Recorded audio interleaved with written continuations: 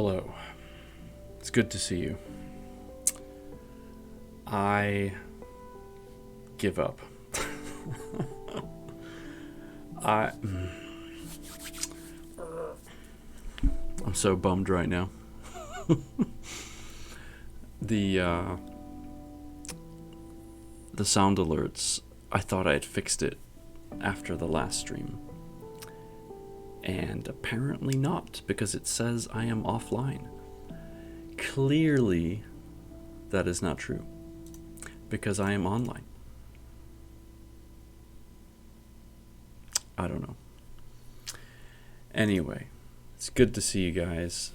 Goldie, welcome back. Aranel, always a pleasure. And the Savage Zebra, my newest friend. Welcome in. Well, hold on, Aranel. We're going to get to Stream Raiders in a second. It's so good to see you. Sad potato times, I know. I'm so freaking bummed. Because I added a new sound alert for lurkers. And I can't do it. It won't work. Because this annoying piece of software doesn't think I'm online. I'm going to have to reach out for help, I think. So, anyway. Yeah. So, I want y'all to meet my newest friend. She's a wonderful human being. And, she's a singer. She even plays a little guitar. She plays games. And she's just adorable. So, please go check her out. See what you think. Don't take my word for it. And, yeah. So with that in mind, yes, it is time for Stream Raiders. Alright. We have a brand new event started, so we're just gonna get right into it. We're gonna start this battle, see what we got here. Oh yeah, this will be over in no time at all. Let's go like this, start planning.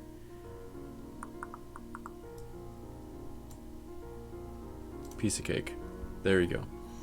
Now you can place troops and be happy.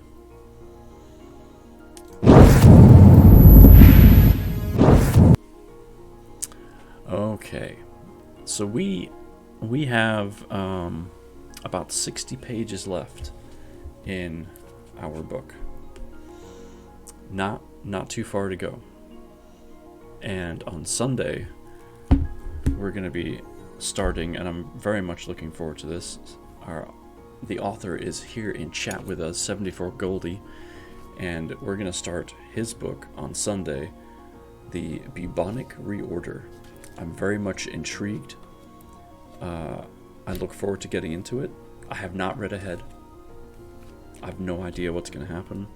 I don't even know what the chapter title is of the first chapter that we have. I have not a clue. As I've said before, when I read, my experience with the book will be just like if you were reading it. My reactions are authentic. They are true to reading it for the first time. So, should be fun. And I look forward to it. But for now, we are reading, or finishing reading, this book. If you want to check it out and see what it's all about, the link is in the chat. But otherwise, without further ado, I'm not gonna... We usually have a bit of banter first, to get settled in. But I'm gonna trust by now, for the exception of our new friend, the Savage Zebra, of course, that everyone knows that they should cuddle up, get comfy, get cozy. This is supposed to be a relaxing stream, a time of calm, peace, just all around chill vibes. So please feel free to embrace that for yourself. I hope you do. And yeah, let's get into it. So we'll talk about other things afterwards. Hicks, hi, you made it. Does that mean you're working out right now? Are you on a treadmill or an elliptical or something? Probably. Because I know you. So. Alright, I'm going to take a sip because I'm already parched.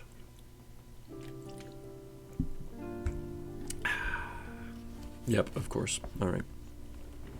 Just don't overdo it, please. Okay? Yes, on the elliptical. Please don't overdo it. Otherwise, you and I will be having words later.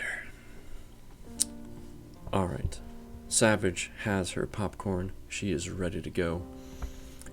Alright. So, in my Discord, I have been writing recaps. But for Savage's, I'll behave. Yeah, right. Of course you will. For the sake of Savage Zebra, this book doesn't have traditional chapters. The chapter titles are named after the animals which are in this book. We have horses, we have boar, we have wolves, we have bison, we have lions. So, right now, we are going to talk to, or the chapter is talking about a character, Dairu, which is a horse. So we're with the horse tribe right now. And I realize none of that's going to really make much sense to you, but either way, it's the last 60 pages, so we're going to finish this tonight, no matter how long it takes. And then we'll move on to another book. So here we go. Dairu watched the sun rise across the eastern plains as the messenger finished his report, which left Dairu wanting to kick something as hard as he could. Dairu stomped the ground as hard as he could with his front right hoof. The sound of his hoof making contact with the ground echoed in the air, disturbing the silence that lay over the open plains. He tried to calm himself as much as he possibly could. No matter how much he tried to remain calm, the sound of his breathing was still loud, vibrant, and as furious as his mood was. Taycan and Naral were missing since yesterday's late evening, along with 15 other stallions. One of them was Menet's grandson, Janam. Dairu was certain that they went off to avenge Beta's death. The real question was, were they missing because they didn't want to face his judgment, or were they killed by the bison? Dairu turned to face the messenger. I want the army on high alert. Instruct Nalahan and Lodar to double the range of the scouting parties, now. The messenger turned around, galloping away, eager to get away from Dairu, considering his current mood. Naira came closer to him when he saw the messenger run off, which indicated for certain that something was wrong. When she reached him, he told her what the messenger had said. Seeing his mood, she left him to join their son, Soren, who had just woken up. Dairu couldn't stand still, so he set off at a canter towards the western border of the tribe's grazing lands, his guards trailing behind him. The fact that 2 of Beta's brothers and those other fools had attacked the bison last night was bad enough news as it is. Last night's attack will definitely complicate matters for his father, who went alone to speak to the bison a short while before dawn. If the bison were attacked last night by stallions, they may not wait and ask Kubatar what he was up to. They would probably just kill him. Within a short while, Dairu stood with his guards at the edge of the tribe's grazing lands, looking west, desperately hoping that they would stay empty of bison throughout the day. The plains rolled out in front of him with low hills stretching out into the horizon. He waited impatiently, since there was nothing else he could do at that moment. He waited, and waited, and waited, as the sun started to make its way west across the sky. Suddenly, a scouting party of 20 stallions was seen making their way back from the western plains in a full gallop. Dairu didn't need to hear their report to know why they were galloping back towards the tribe's grazing lands on this very day. at this very moment, and from that specific direction. He turned to his guards. "Assemble the army. Get the rest of the tribe to the Tree of Kings. We are under attack." As Dairu turned his gaze back to the west, he heard the messengers leave at a full gallop. He already knew on which hills the army would be taking position, since plans for defending the tribe against a bison attack had already been made. To the west, large clouds of dust rose in the distance, meaning that there was a large number of bison on the move. He turned around, scanning his gaze across the tribe's grazing lands. As he looked left and right, he saw thousands of horses still grazing on the grass, undisturbed and unaware of what was coming their way. He promised himself to do whatever it takes to protect them. Dairu felt the full burden of a king's responsibility weighing heavy on his shoulders. Horses began running in every direction across the tribe's grazing lands. Slowly, more and more companies were forming up on the border. The army was made up of 22 companies altogether. The smallest companies were made up of roughly 50 stallions, while the bigger ones were almost 100 strong. The plan was for 2 companies to hold back at the Tree of Kings in case the tribe needed protection, but Dairu hoped it wouldn't get to that. The tribe started to gather around the Tree of Kings. Soon enough, there weren't any horses grazing out in the open anymore. The entire tribe was separated into 2 main groups. The army was positioned on the western border of the tribe's grazing lands, while the non-fighting horses, such as the mares, the foals, and the elderly, were gathered around the Tree of Kings in a large circle. The foals were all gathered at the inner part of the circle, protected by the outer part of the circle, which was made up of mares and elderly stallions, too old to fight with the rest of the army. The army was divided into 3 groups, each group filling a specific purpose. At the front, 10 companies were standing in a large, wide formation of 4 stallions deep, stretching out for hundreds of strides from one end to the other. This was the main body of the army, which could act as an attack or as a defense force. Even though these companies were currently standing in formation right next to each other, each and every one of these companies could detach from the main body and become an independent unit for any mission that was given to the company commander.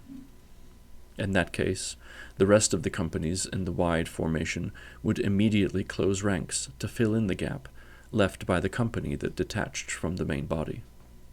The other 2 groups stood behind the main body of the army on either side. Each group was made up of 5 companies altogether. Both groups stood in a large wedge formation, ready to swing around the main body of the army from either side to perform a flanking maneuver, which would hit the bison army from both sides if they attacked the main body of the horse.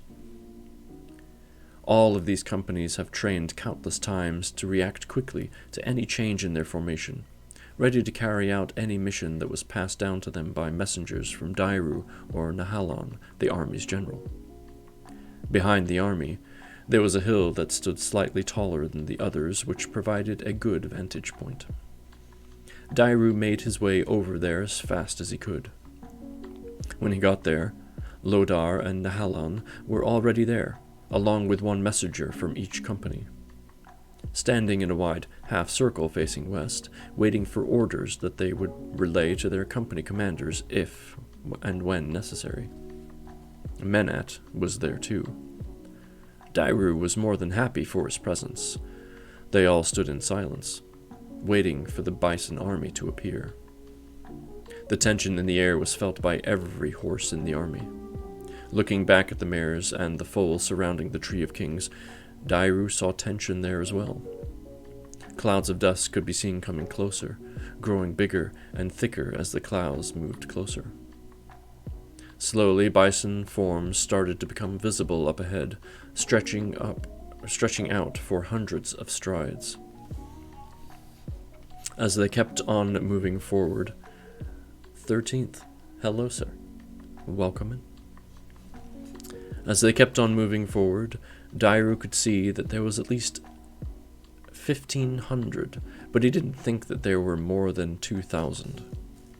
He reminded himself that he didn't know their marching formation well enough to know how many there really were from this distance. When they were 2,000 strides away from the horse's army front lines, they stopped. Dairu figured that there was anywhere between 1,500 and 2,000 bison warriors altogether. There was movement in the center of the bison army, as dozens of bisons were moving forward, separating themselves from the main body of the bison army. Dairu cursed when he saw that they were all carrying large shapes on their backs. He knew immediately what it was that they were carrying. He didn't have to see it in order to figure it out. "Companies, stand still. Hold your positions," Dairu yelled in a loud and clear voice that was just loud enough for every stallion in the army that was standing in formation to be able to hear. He wasn't sure what would happen when they all saw what those bison were carrying. The group of bison was coming forward, stopped at a distance of 500 strides from the horses at the front. The bison dropped to the ground the bodies of the horses that they were carrying on their backs. They turned around, running back to join the main body of the bison army. Stallions started stomping the ground everywhere, yelling in rage as more and more of them started to realize what those bison had dropped to the ground. Strong feelings of hate, anger, and rage were felt everywhere among the ranks of the horse army. Menat tried to focus his eyes on the bodies of the stallions that lay on the ground, hundreds of strides away from where he stood. Dairu could see that the company's formations became less organized, as more stallions were stomping the ground in anger, shouting out in rage and fury. Menat was suddenly making his way through the front ranks. Dozens of stallions joined him instantly. "Stay in formation. Close ranks," Dairu yelled as loud as he could, but his voice was barely heard over the loud sounds of screaming and shouting that were coming from everywhere. The uproar was too loud for anyone to hear anything. Slowly, the dozens of stallions that joined Menat became more than 100 as Menat kept on walking towards the bodies that the bison laid down. More and more stallions from the other companies were making their way forward to join Menat. Dairu ran down the hill and started running between the companies at the front lines, trying to get them to stay in formation. But he could barely even hear himself through the noise of so many stallions yelling and shouting all around him. Dairu knew that he was losing control of the army, if he hadn't completely lost it already. Menat started marching north, the stallions with him forming a wedge formation behind him. Stallions from every company broke rank and ran ahead to join them. Within 10 heartbeats, hundreds of stallions were running north to join Menat as he increased his pace to a canter. Dairu scanned his gaze across the army. He was devastated to see that most of the army had broken ranks completely. There wasn't a single company that was still standing in its original battle formation. Menat was at least 400 strides away from Dairu to the northwest, as more and more stallions were still breaking off. Excuse me, I keep yawning. More and more stallions were still breaking off from their companies to join him. Menat increased his pace to a fast canter as he turned northwest. A large party of bison army detached itself from the main body of the bison army. They started running northeast, while the rest of the bison army remained where it was. Dairu had to stop this before it was too late, before anyone got killed for no reason.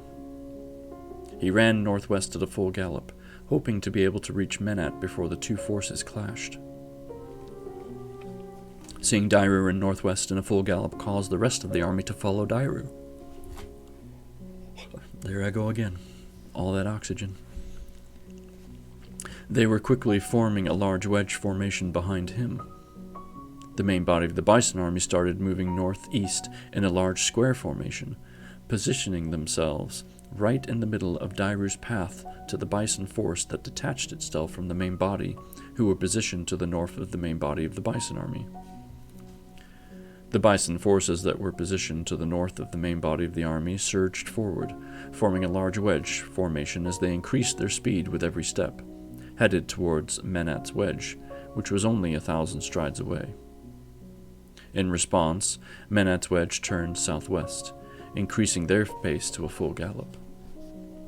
The distance between Menat and the bison forces running straight towards them grew smaller and smaller by the heartbeat, becoming less than 700 strides. The main body of bison army was headed towards Dairu and the stallions behind him. The ground shook as the hooves of thousands of stallions and bison ran towards each other. The sound of so many hooves pounding into the earth vibrated the air. Dairu turned his head to look at all the stallions that ran behind him, as he was trying to decide what to do. He turned left, heading west, the wedge behind him following him. The distance between Dairu and the main body of the bison army was now only 1,000 strides. To the northwest, Dairu saw that the second bison force was only 100 strides from Menat's wedge. The distance between them grew smaller and smaller with every heartbeat, as they both ran towards each other at full speed. Menat's wedge crashed into the bison force. Bison and horses were trampled into the ground as the two forces crashed into each other.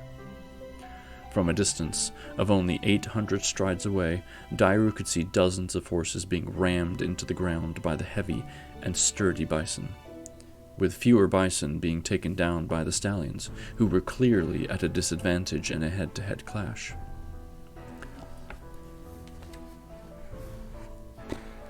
Not going to be good. Yelling and screaming filled the air as bison and horses were kicking, biting, and ramming into each other, trying to kill as many of the opposite force as they could.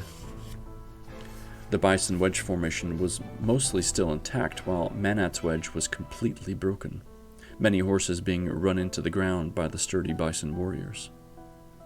Dairu knew at that moment that many of the stallions who followed Menat were going to die. He was furious with himself for not having anything to do about it. Looking forward, he saw that the distance between himself and the main body of the bison army was only 500 strides. Turning hard to the left, Dairu led his wedge south, away from the main body of the bison army. Bison versus stallions? Yep. Dairu kept running south for 1,000 strides before he turned east. The main body of the bison army couldn't catch up with his pace, as the distance between them grew to at least 400 strides. Dairu looked back to see the battlefield as he ran. He saw that only 100 or 200 of the stallions who followed Menat were still standing, desperately fighting to stay alive. Dairu could see clusters of stallions fighting together, trying to break free, as the bison were running into them from all sides, knocking them down to the ground. Dozens of stallions were finally able to get out. They were all galloping away from the battlefield, trying to escape certain death if they had kept on fighting. Dairu kept his face to a full gallop as he made his way directly towards the Tree of Kings.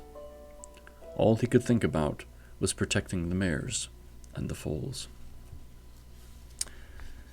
And that is the end of that chapter. Boy. Not so great for the stallions, that's for sure.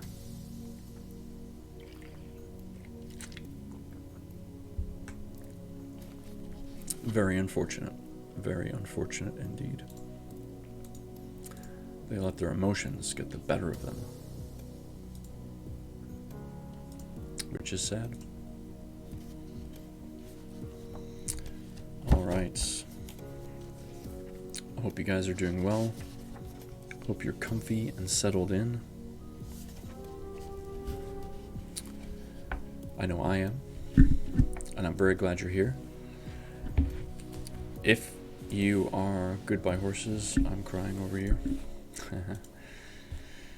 I don't know that song, but I feel like it's a country song. Don't ask me why. It just has a vibe to it.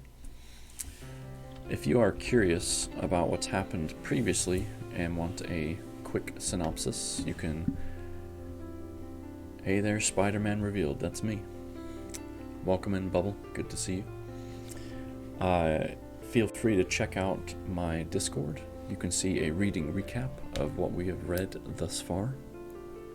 And you can also say hi, hang out, stay a while if you want to. I am a co-founder of the United Storytellers Group, the USG, and we have our own Discord, so if you're curious about other reading streamers like myself, feel free to check them out, and say hello if you want to. And in recent news, as of earlier today, you'll see below in my About section, I am now also a Platinum Squad member. So that's fun. It's a very large group of gamers, and they were missing a reading streamer, so I was like, hey, I could fill that void for you. And so I did. So they let me in. So I'm part of 2 groups now, so that's fun. And Bubble, my mod, one of my mods, is also part of that Plat Squad, so definitely check him out. They let anybody in? Shh. Okay? Shh. They welcomed me with open arms, Bubble. Okay? That's all I'm saying. Feel free to check out Bubble. Also check out Aaron L. Kendi, the other mod in chat. She's a reading streamer as well. She plays some games sometimes too, but she does lots of good reads. She reads good. And of course, as I mentioned earlier, the Savage Zebra, my newest and dearest friend. She's pretty freaking great. And she also does Stream Raiders. She's just missing the Pokemon. Did you hear that, Savage? You're just missing the Pokemon. So there you go. Alright, I'm gonna take one more sip and then we're gonna keep going. And we'll do Stream Raiders too. There's only 4 minutes and 45 seconds left.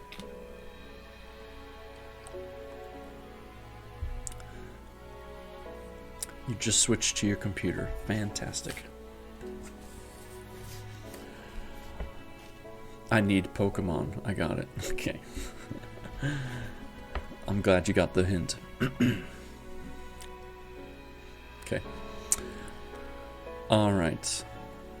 I'll be streaming soon, so I'll be... Yes, I know you are streaming soon. And, depending on what's going on, we might end up running over to your stream afterwards. So, enjoy your stream when you get started, and we might see you later. So,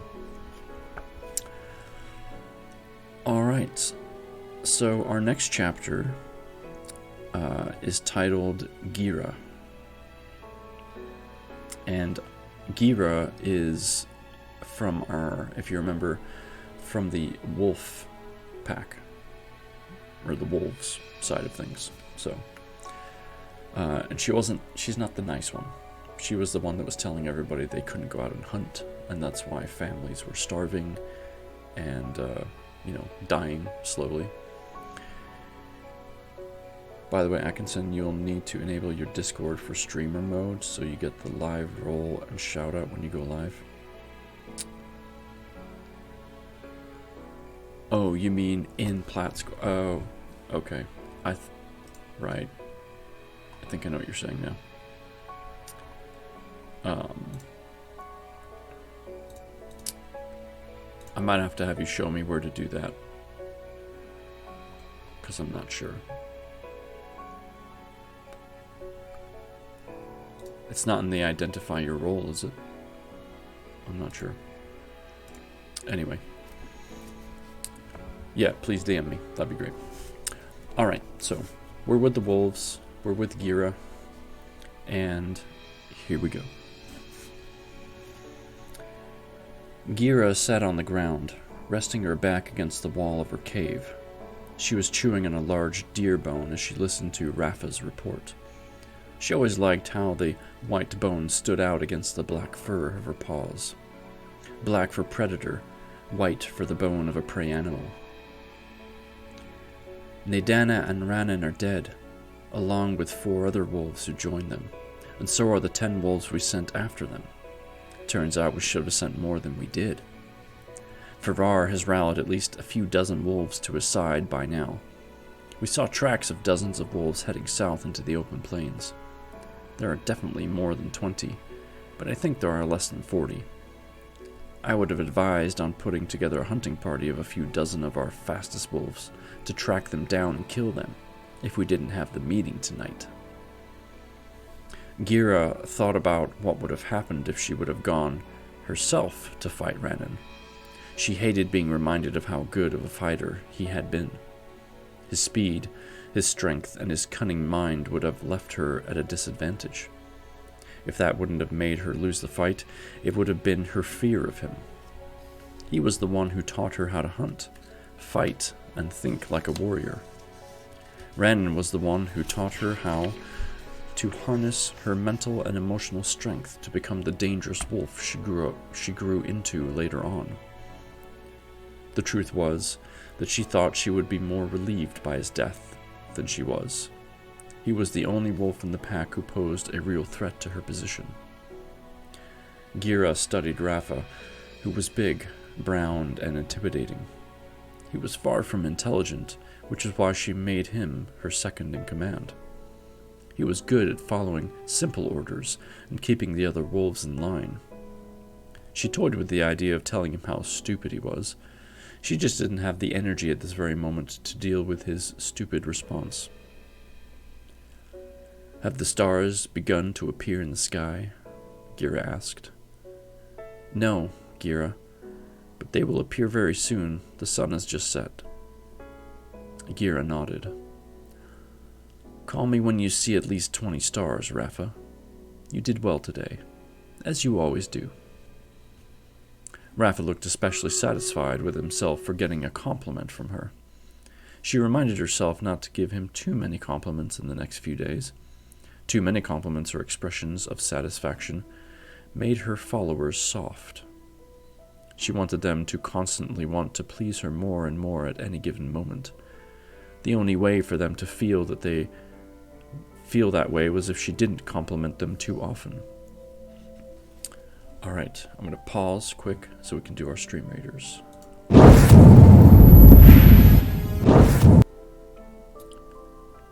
Alright. I don't know much about this map, so I'm not sure where we're going to end up. So I'm just going to put that right there and hope for the best. But this should be an easy one. Good luck. And I completely missed. They went south. Oh well. It'll all be over soon.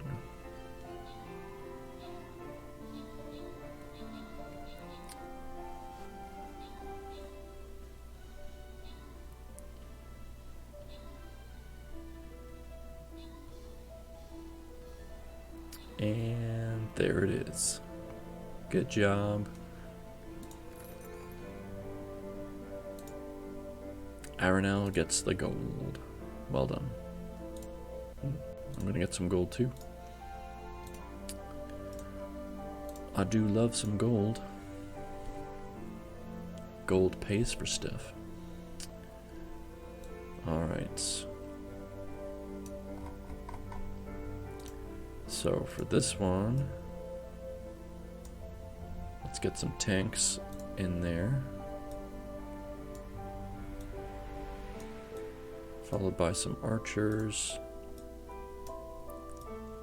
some melee, and some healers. And then if you have anything else you want to play, please feel free. Alright, good stuff. Back to the reading.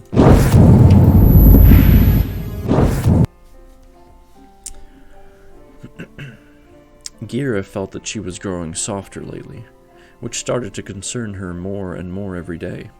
She reminded herself to keep a close eye on any threats of a potential contender. She was not in any way prepared to step down and let another wolf control the pack instead of her. A part of her wished some foolish wolf had tried to challenge her, so she could make an example of them in order to instill more fear and obedience into the others. If no one did in the next few weeks, maybe she should try to get Rafa or some other idiot to challenge her, so that she could publicly beat the challenger in single combat. It would help to make her look stronger and more intimidating in the eyes of the rest of the wolves in the pack.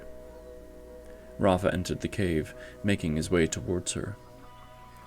"It is time, Gira. I counted at least 20 stars. I even counted 25 just to be sure."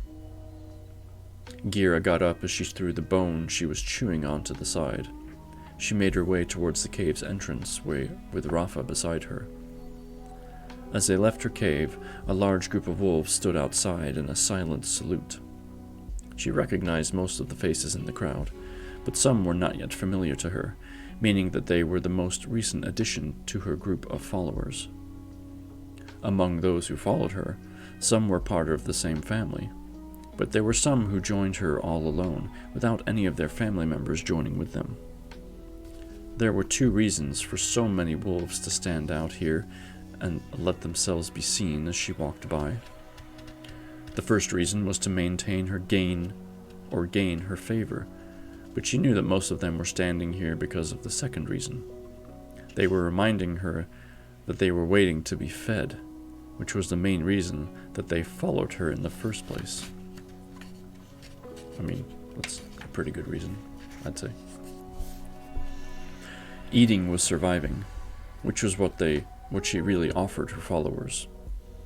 As Gira moved farther away from the caves, she looked back to see the wolves who formed a line behind her as she headed east. She wanted to make sure that they all looked mean and intimidating. She looked back and counted each face of the 29 wolves who were with her, which included Rafa as well. She knew each and every one of these wolves for years. These were the most ruthless warriors that she had, the ones that she trusted the most too. Walking east at a quick trot, Gira felt the cold earth beneath her paws. She knew it was getting warmer than it was in the heart of winter, but it was still very cold compared to the time of... Wow, I am on a struggle bus tonight, I tell you. She knew it was getting warmer than it was in the heart of winter, but it was still very cold compared to this time of year. The snow had melted completely only a few days ago, but the air was still cold enough to have her breath form into the mist in front of her.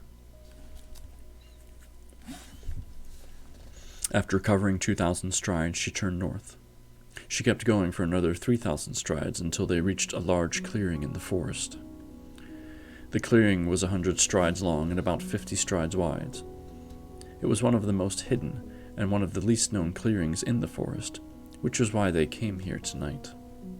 It was very rare for deer or wolves to venture this far north. The wolves who came with her formed a half circle behind her, waiting impatiently. She hated having to come here in secret to collect her tribute, but she had to remind herself that this tribute was exactly what kept her in power. She knew that a steady supply of meat was the real reason that kept her followers loyal to her.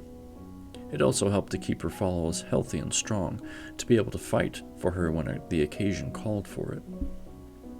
The main benefit that Gira offered her new followers was a belly full of meat, or at least a semi-full belly, which was better than what most families had these days. The harsh winter had brought more and more followers to her cave wanting to join her. A steady supply of meat was all it took these days to convince hungry wolves to abandon the pack's old customs and traditions. Abandoning the old ways was a necessary requirement for being accepted into her ranks, which also meant receiving a portion of meat on a regular basis. As many of the pack's hungry wolves had learned lately, following the old ways of your ancestors did not provide you with the meat to eat when you were starving. Gira, on the other hand, provided you with meat as long as you abandoned those ways. Lately, the amounts distributed to her followers were getting smaller and smaller as she attracted more and more followers to her ranks. Eventually, she would need to send them out of the forest to hunt horses and bison. She needed to feed them just as much as she needed to keep them busy, so that they don't think about rebelling against her. It would also help her to see who she should promote among the newcomers, in addition to providing an opportunity for her more senior followers to prove themselves. What worried her about sending wolves out to hunt was that the horses and the bison were hard to kill. They were very well organized, and they constantly were training for battle. Gira realized that this could serve as the perfect challenge for the new and eager followers to prove their fighting capabilities. Loud sounds of leaves being trampled on the ground came from all sides, making Gira look from side to side in search for the animals who caused the noise. She couldn't see who it was, since the trees were obscuring her ability to see what lay beyond the line of trees that were surrounding the clearing. She felt a tension among the wolves behind her, as they too were looking from side to side nervously, trying to determine where the sounds were coming from. All at once, dozens of large stags quickly stepped out from the woods from every direction, surrounding the wolves from all sides. The wolves behind her were growling and snarling as they bared their teeth and quickly formed a circle along with Gira, with their backs to the center of the circle. Bubble, thank you so much. A tier 1 for 3 months. You are a fantastic gem. I don't care what Dark says about you. You're awesome. Okay? Keep being awesome. Thank you.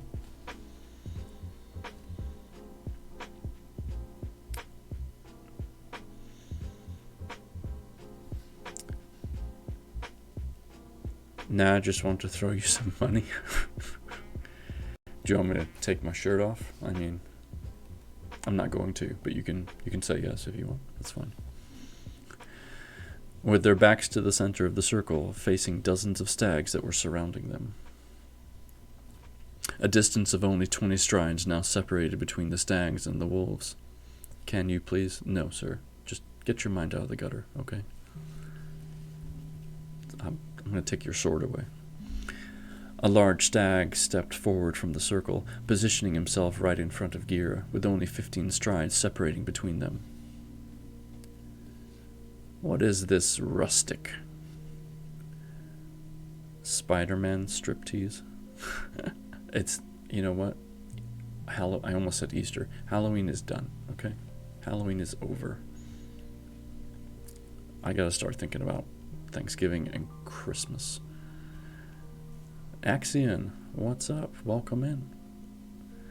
If it means a shirtless Atkinson, then I'll happy give up the sword. Okay, I have to obviously be a little bit more careful about what I say. You can keep your sword, all right? Axion, welcome in, sir. Glad to see you. Welcome to the read, welcome to the relax, welcome to the chill. Feel free to pull up a chair, get comfy, grab a snack. What is this rustic? Gira demanded as she took 4 steps forward. 6 stags stepped forward from the circle. They stood a step behind Rustic as Gira approached him. Seeing the stag step forward to stand behind Rustic, Gira stopped in her place, growling and showing them her sharp teeth, which did not scare them off. What's the matter? Afraid of a wolf with sharp teeth approaching your precious leader? Gira asked sarcastically. At least that means you aren't as foolish as you are acting with this little show you have put on for us tonight. But as much as I appreciate the effort for entertainment...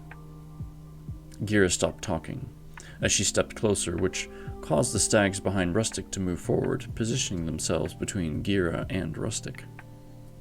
Gira growled louder, which again did not affect any of the stags standing in front of her. Two of them lowered their antlers in response to her growling, which caused Rafa to move up and stand beside her, growling loudly as he bared his teeth at them. 7 more wolves joined Gira and Rafa, snarling and baring teeth, which resulted in 9 more stags joining the 6 who stood between Gira and Rustic, forming a defensive line of antlers that separated between Gira and Rustic. The tension in the clearing could be felt everywhere, as the entire circle of stags took 10 steps closer to the wolves and lowered their antlers. "Give us our tribute and we'll be on our way. Don't make me repeat myself, Rustic." Rustic motioned for the stags in front of him to move aside. When they did, he walked forward until he was barely a stride away from Gira. He let out air of his nostrils and stared in her eyes as she growled in a low voice. "You broke the pact, Gira. There will be no tribute this time, nor the next. However, after 2 postponed tributes, we can renegotiate our agreement. The terms will be in our favor this time." Loud growls and snarls could be heard from all of the wolves in the circle, including Gira. When the growls and snarls quieted down a bit, Gira looked at Rustic. "You hear that, Rustic? That's the sound of a hungry wolf. If you don't give us our tribute, each and every deer in your herd will hear that sound right before we tear their throats open and bite through their soft bellies with our sharp teeth. Now, give us our tribute, or we'll come back and collect it ourselves. And we won't be collecting our tribute from the old deer with the tough meat you've been giving us. We'll be collecting the young ones with the softer meat that's easier to chew into. After all, we do need to take care of our teeth, Rustic, so we can hunt and kill more deer when we need to. So, I'll ask you one more time. Where is our tribute?" Gira yelled the last part, which caused Rustic to move his head back. Rustic took a few steps back. "We've had an attack on the herd. An attack by wolves, Gira. If you can't control your pack, perhaps we should make a new arrangement with a pack leader who can actually control the pack. There will be no tribute tonight, nor will there be one until we renegotiate our terms. New terms that are in our favor." Gira growled in frustration as she realized what had actually happened. She thought Farrar went to hunt boar, not deer. "The wolves you speak of are dead, Rustic. I killed them and their families for attacking your herd. Be happy you only had one attack. If I weren't preventing the pack from hunting your herd, you would have had attacks every day this winter. So give us our tribute, and we'll be on our way." Rustic stepped back. The stags behind him opened up a space in their line for him to step through. All of the stags slowly stepped back, disappearing behind the trees. Within a few heartbeats, the sound of their hooves stepping on the forest floor could be heard from all sides. Gira could hear them moving south quickly. She turned around and ran southwest. When they returned to her cave, all of her followers stood there, waiting for them. Gira quickly stepped up to the entrance of her cave. She turned around to face the crowd. Standing on the stone, she saw each and every one of her followers. They stood there, looking at her with hungry eyes. There were more than 100 of them. They were waiting for the meat that she had promised them since the last time she collected her tribute, half a moon ago. They all saw that she did not come back with meat. Their disappointment was clearly visible in their angry and hungry eyes. "At dawn, we will all hunt deer." The crowd erupted in loud howls and cheers. When it quieted down, she continued speaking.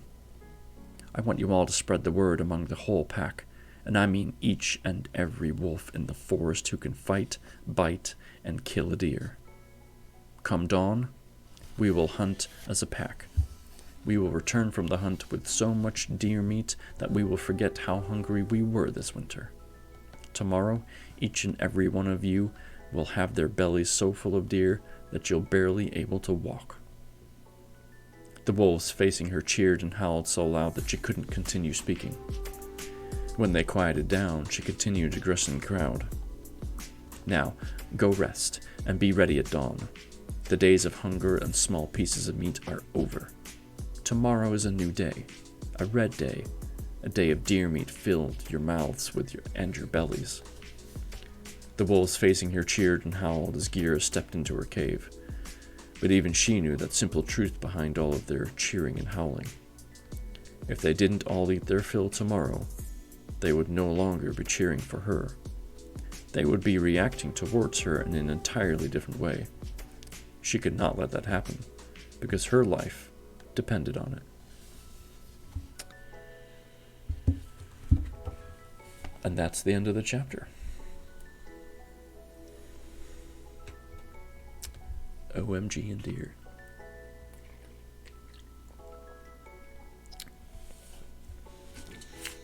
So Axion, you are joining us at the very tail end of this book. We have this many pages after reading this many. So you're definitely seeing the end, and we will finish this book tonight. So looking forward to it. But if you are at all, or anybody is curious, there is the link. Feel free to take a gander. The author of this book is finishing up the sequel to it as we speak, so it's not even out on the market yet. He's actually still writing the ending, I believe, so should be good. And for those of you that are subbed, Saturday night at 7 p.m. CST.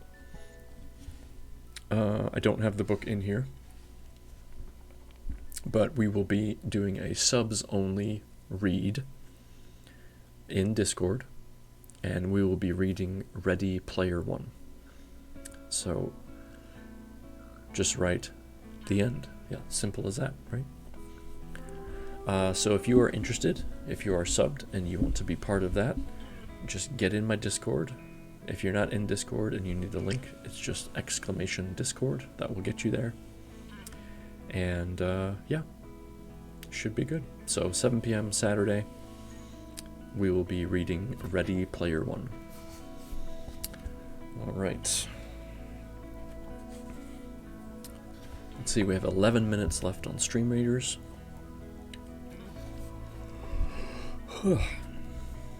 And let's see, how long is our next chapter?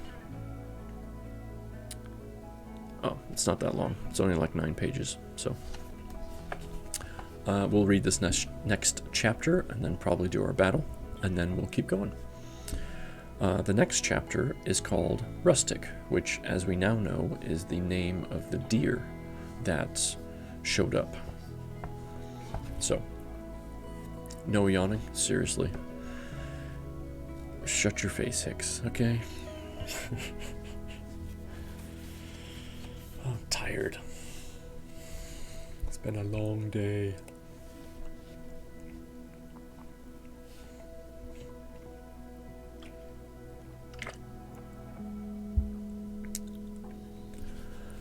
Is Stunt Mama in the house? If you are, hi. Hi, Stunt Mama. Good to see you. We're just finishing up the book and playing some Stream Raiders. So, all right. Chapter Rustic, page 297. And I'm gonna yawn again. I can feel it coming. I can feel it coming.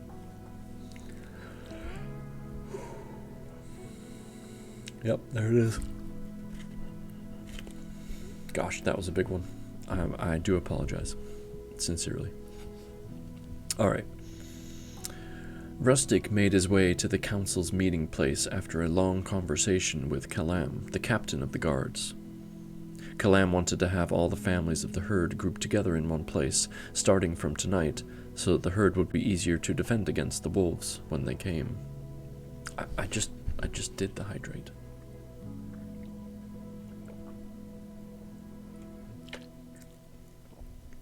Thank you, Aranel. Kalam forgot to think about the fact that all of the herd's families were sleeping at this very moment, which was one of the main reasons Rustic denied his request.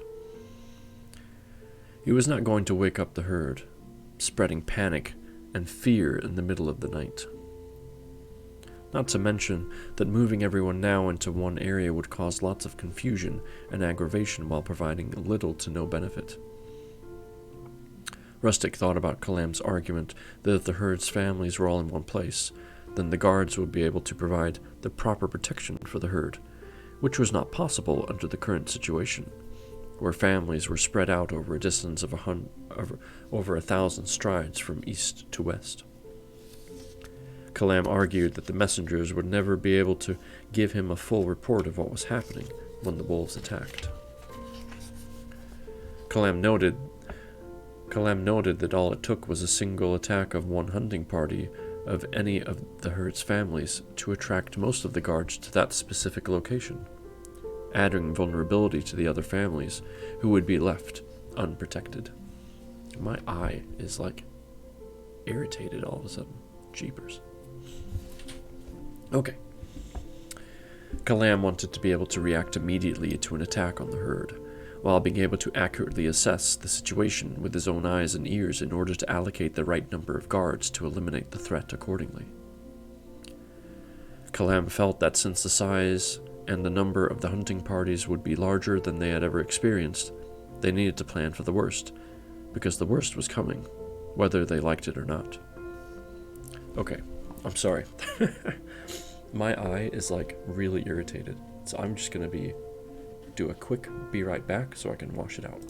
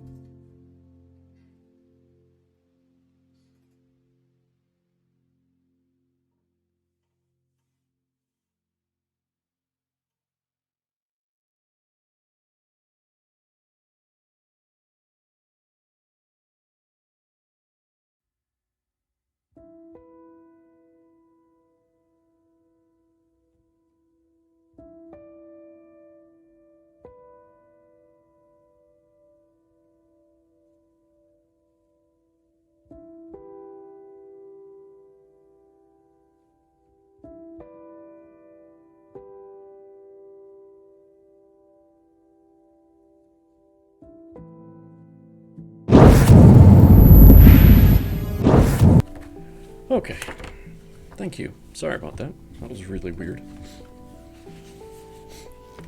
Okay, where were we? Right, okay, we're about halfway down the page. And the worst was a full attack on all of the pack's hunters. Rustic shivered as he thought about that possibility, hoping it would never come to that. Some of the guard's squad leaders thought that many of the wolves had died throughout the winter, but Kalam felt that the herd's guards should plan for a larger attack than what will eventually come. Rustic agreed with him. Kalam was furious that Rustic refused to wake the entire herd and move them to the same location so that the guards could provide protection, but he will just have to live with it. Rustic wanted to give the families one more night of peace before they had to face what lay ahead of them. That was because Rustic knew what lay ahead of them was better than Kalam did.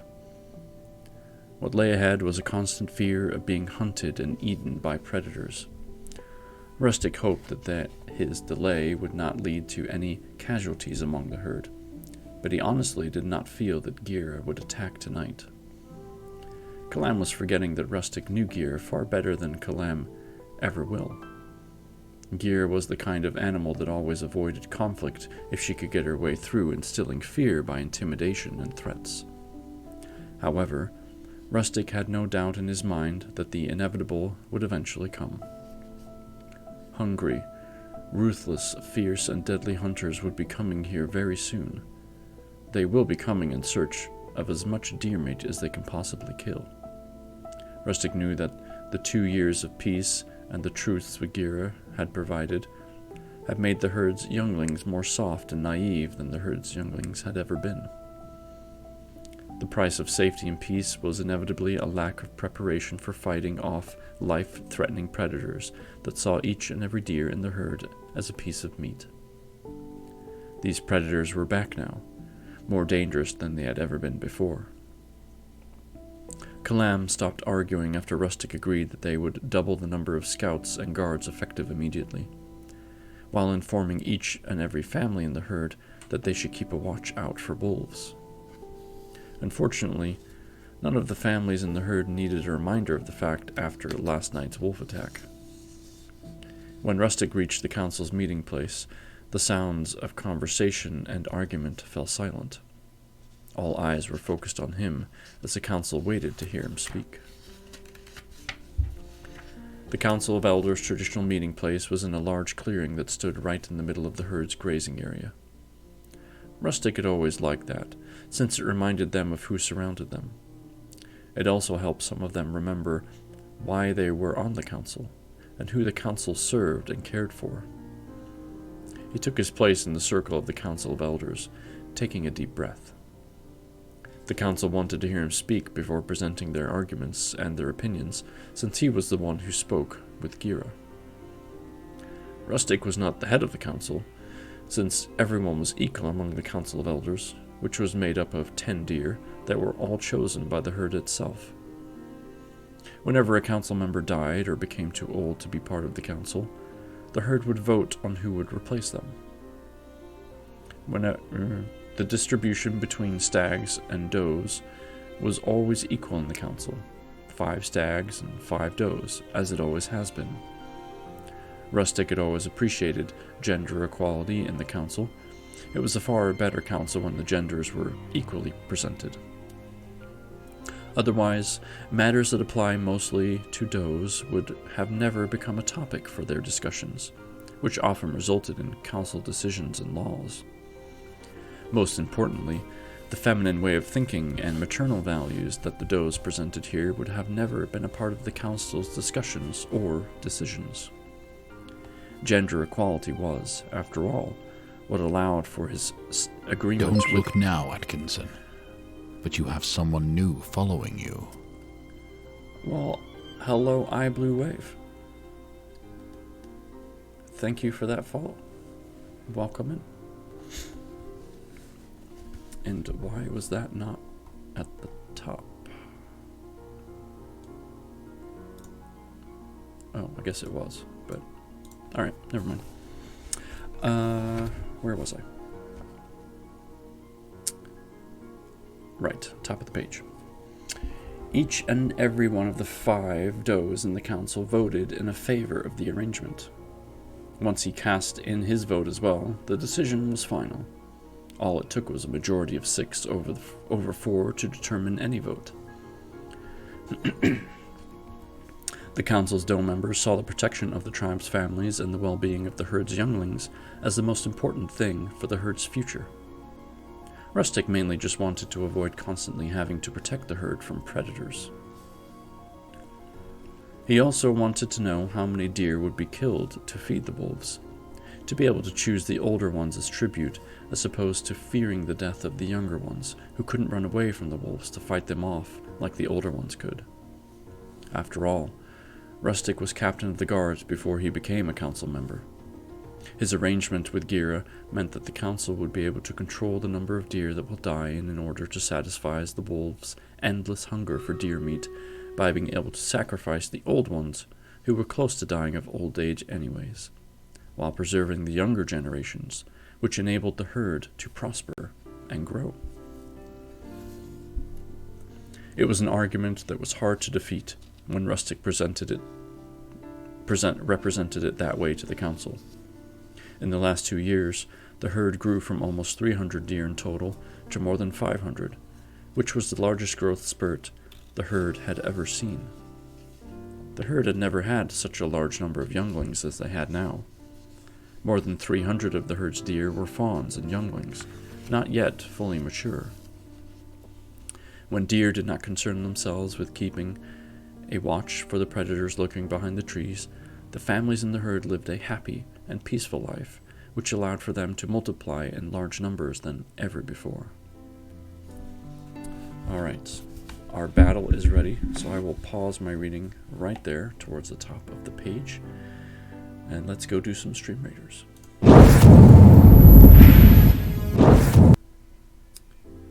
Alright, what a lovely fighting bunch you guys have made.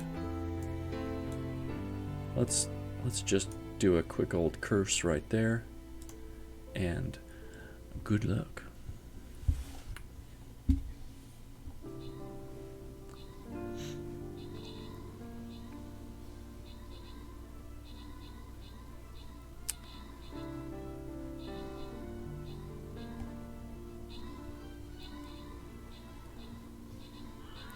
What?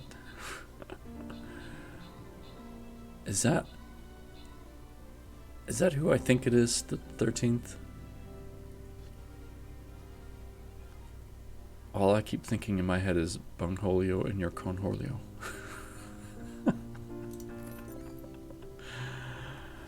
I forget if that was Beavis or Butthead. I can't remember which one. Aranel and Bubble. Good job. That's quite funny. I don't know who made that, but it's hilarious.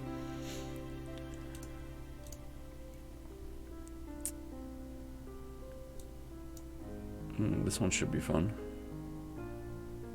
Let's do an archer this time. And I'm not going to be too picky because you guys know what you're doing. Obviously, everyone's pros here. Place whatever you want. Stunt Papa, how you doing? Hey friendo, I have you on in the background while I paint. How long will you be streaming? Lovely, 9,000 hours. Kept my face closed. Nice. Not 9,000 hours. We're basically going to be on until I finish the book. So, however long it takes. We have about 35-ish pages left. So, that's how long. Yeah. 35, 36 pages. Fantastic. I'll be here. Awesome. Enjoy the painting. Feel free to post painting updates in Discord if you want. Be happy to see them. Alright, we were just towards the top of the page, on page 32. Here we go. Rustic wondered if the price that they will pay now for that piece will be worth it after all. Dozens will die in the next wolf attack, perhaps even 100. Rustic did not see any way to avoid it, but maybe the other council members would have a good idea that he hadn't thought of. The main challenge with defending the herd these days was that most of them were still young and unable to fight off wolves when it finally came to it. Even those who were not so young were too soft and gentle to be able to fight off fierce and ruthless wolves whose lives depended on killing deer to survive. He listened to the leaves on the tree branches rustle in the wind, accompanied with the sound of birds chirping in the trees. It was the sound of a forest unaware of the horrors that it would soon witness. He engraved this peaceful moment into his memory, knowing that he will soon miss these peaceful days. Rustic took a deep breath as he looked at each and every one of them in turn as he waited. We need to move the herd now, Rustic. Get as much distance between us and Gira's hunters. We must go north, into the deeper parts of the forest, Hukam said. Rustic always found it interesting how Hukam, with his large and sharp antlers, broad chest, and strong shoulders, did everything he could to avoid any kind of conflict while possessing such physical strength. Lepet snorted loudly, shaking his head from side to side. Tell me, Hukam, how fast can we move in one night with a herd full of younglings, which of many are fawns born less than a year ago? Whatever distance we cover, The wolves will cover rather quickly. We won't be able to avoid leaving our scent everywhere we cross without a trail of hoofprints for them to easily follow." The others all nodded in agreement to Lepet's words. Hukam's suggestion was clearly not a favorable one to the members of the council. Nubara raised her head. "We should have the entire herd make a stand together. Stags in the outer circle, does in the inner circle, with the younglings protecting the fawns. The does will come to aid to the stags if there are any parts of their defensive circle that show signs of breaking under the wolves' attack." She paused, looking at Rustic. "This isn't what Kalam is advising that we do." Typical of her, Rustic thought, to use Kalam as a final touch to get her point across. "If we wait for them to come to us, we are letting them have full control of the events that are taking place." Palana said slowly, building an expectation for what she would say next. "We allow ourselves to be the victims, as we have always been, to these cruel predators. I say we strike tonight, when they least expect it. If we do attack tonight, then we can either relocate while they expect a second attack, or at the very least, have fewer and more cautious wolves hunting us in the future. It is time we become the one that they fear, and not the other way around. Our guards are strong, well-trained and brave, each and every one of them. It is time we took the offensive. It is time for the wolves to fear our guards' sharp antlers and strong hooves." Only a few were nodding their heads when Palana finished speaking. They all looked to Rustic to see if he voiced any opposition to what she said. It was Futar who raised his head before speaking in what Rustic thought would be an objection to Palana's suggestion. Rustic figured that Futar would be the one to oppose such a drastic and dangerous action. Futar avoided unnecessary risks, but he was known to take calculated risks on occasion. "If we enter their domain, we do not know the lay of the land of their defensive formation. Are there tunnels or any other type of passage between their caves? How many wolves are in every cave? What are their scouts located?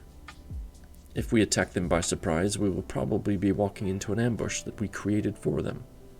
If you want to take them by surprise, then we should set up an ambush on our grounds, in a terrain we know, and they don't." There were several nods of agreement in response to Futar's words.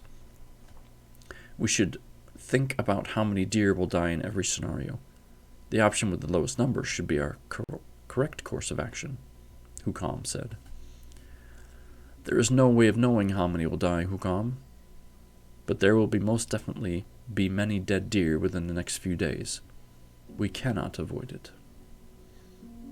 Lamanna said in response with her soft and gentle voice, "How can we avoid having many deaths? Isn't there something we can do?" Hukam asked Rustic. Silence lingered in the air. A heavy tension of anxious anticipation could be felt in the clearing. "There is one option that none of you have suggested," Rustic said to the council. And they all listened quietly to what he had to say.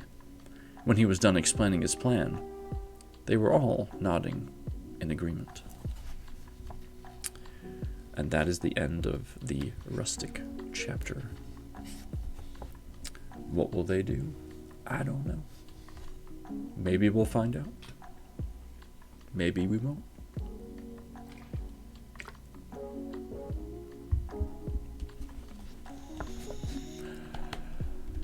Oh boy. We are on page 306. I hope you're all doing well. I'm thrilled to see you all in here. I really am. Whether you're just hanging out, catching Pokemon like iBlueWave, just finished my dinner. What did you have for dinner? I had pizza. I do like pizza. Although I like wood fire pizza better. It's a specific kind of pizza, and it is freaking delicious. And you caught the Pokemon. Good job. That's right. For Bubble, it's breakfast time because you're upside down.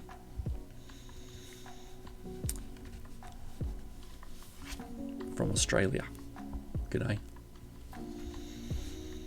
It's about as good as it's get. I can't do accents that well. But anyway, as I was saying, that's just mean but true. Well, I'm sorry. Sometimes the truth hurts. I would like to visit Australia, I think. Just once. Like, away from the weird bugs and insects that you have, though. Because you have a lot of really dangerous little creatures. And some that are not little, for that matter.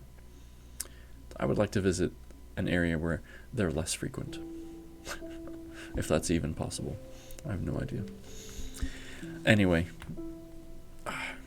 Getting off topic. Now we are okay. Okay, good. Good luck. Thanks. Alright. Our next chapter, we are going back to Gira from the wolf tribe. I imagine it's going to be sunrise. So, let's get into it. Gira started to feel more confident in how the approaching day would play itself out as she watched the sky become brighter through the entrance of her cave. She pondered on the idea that the dusk before...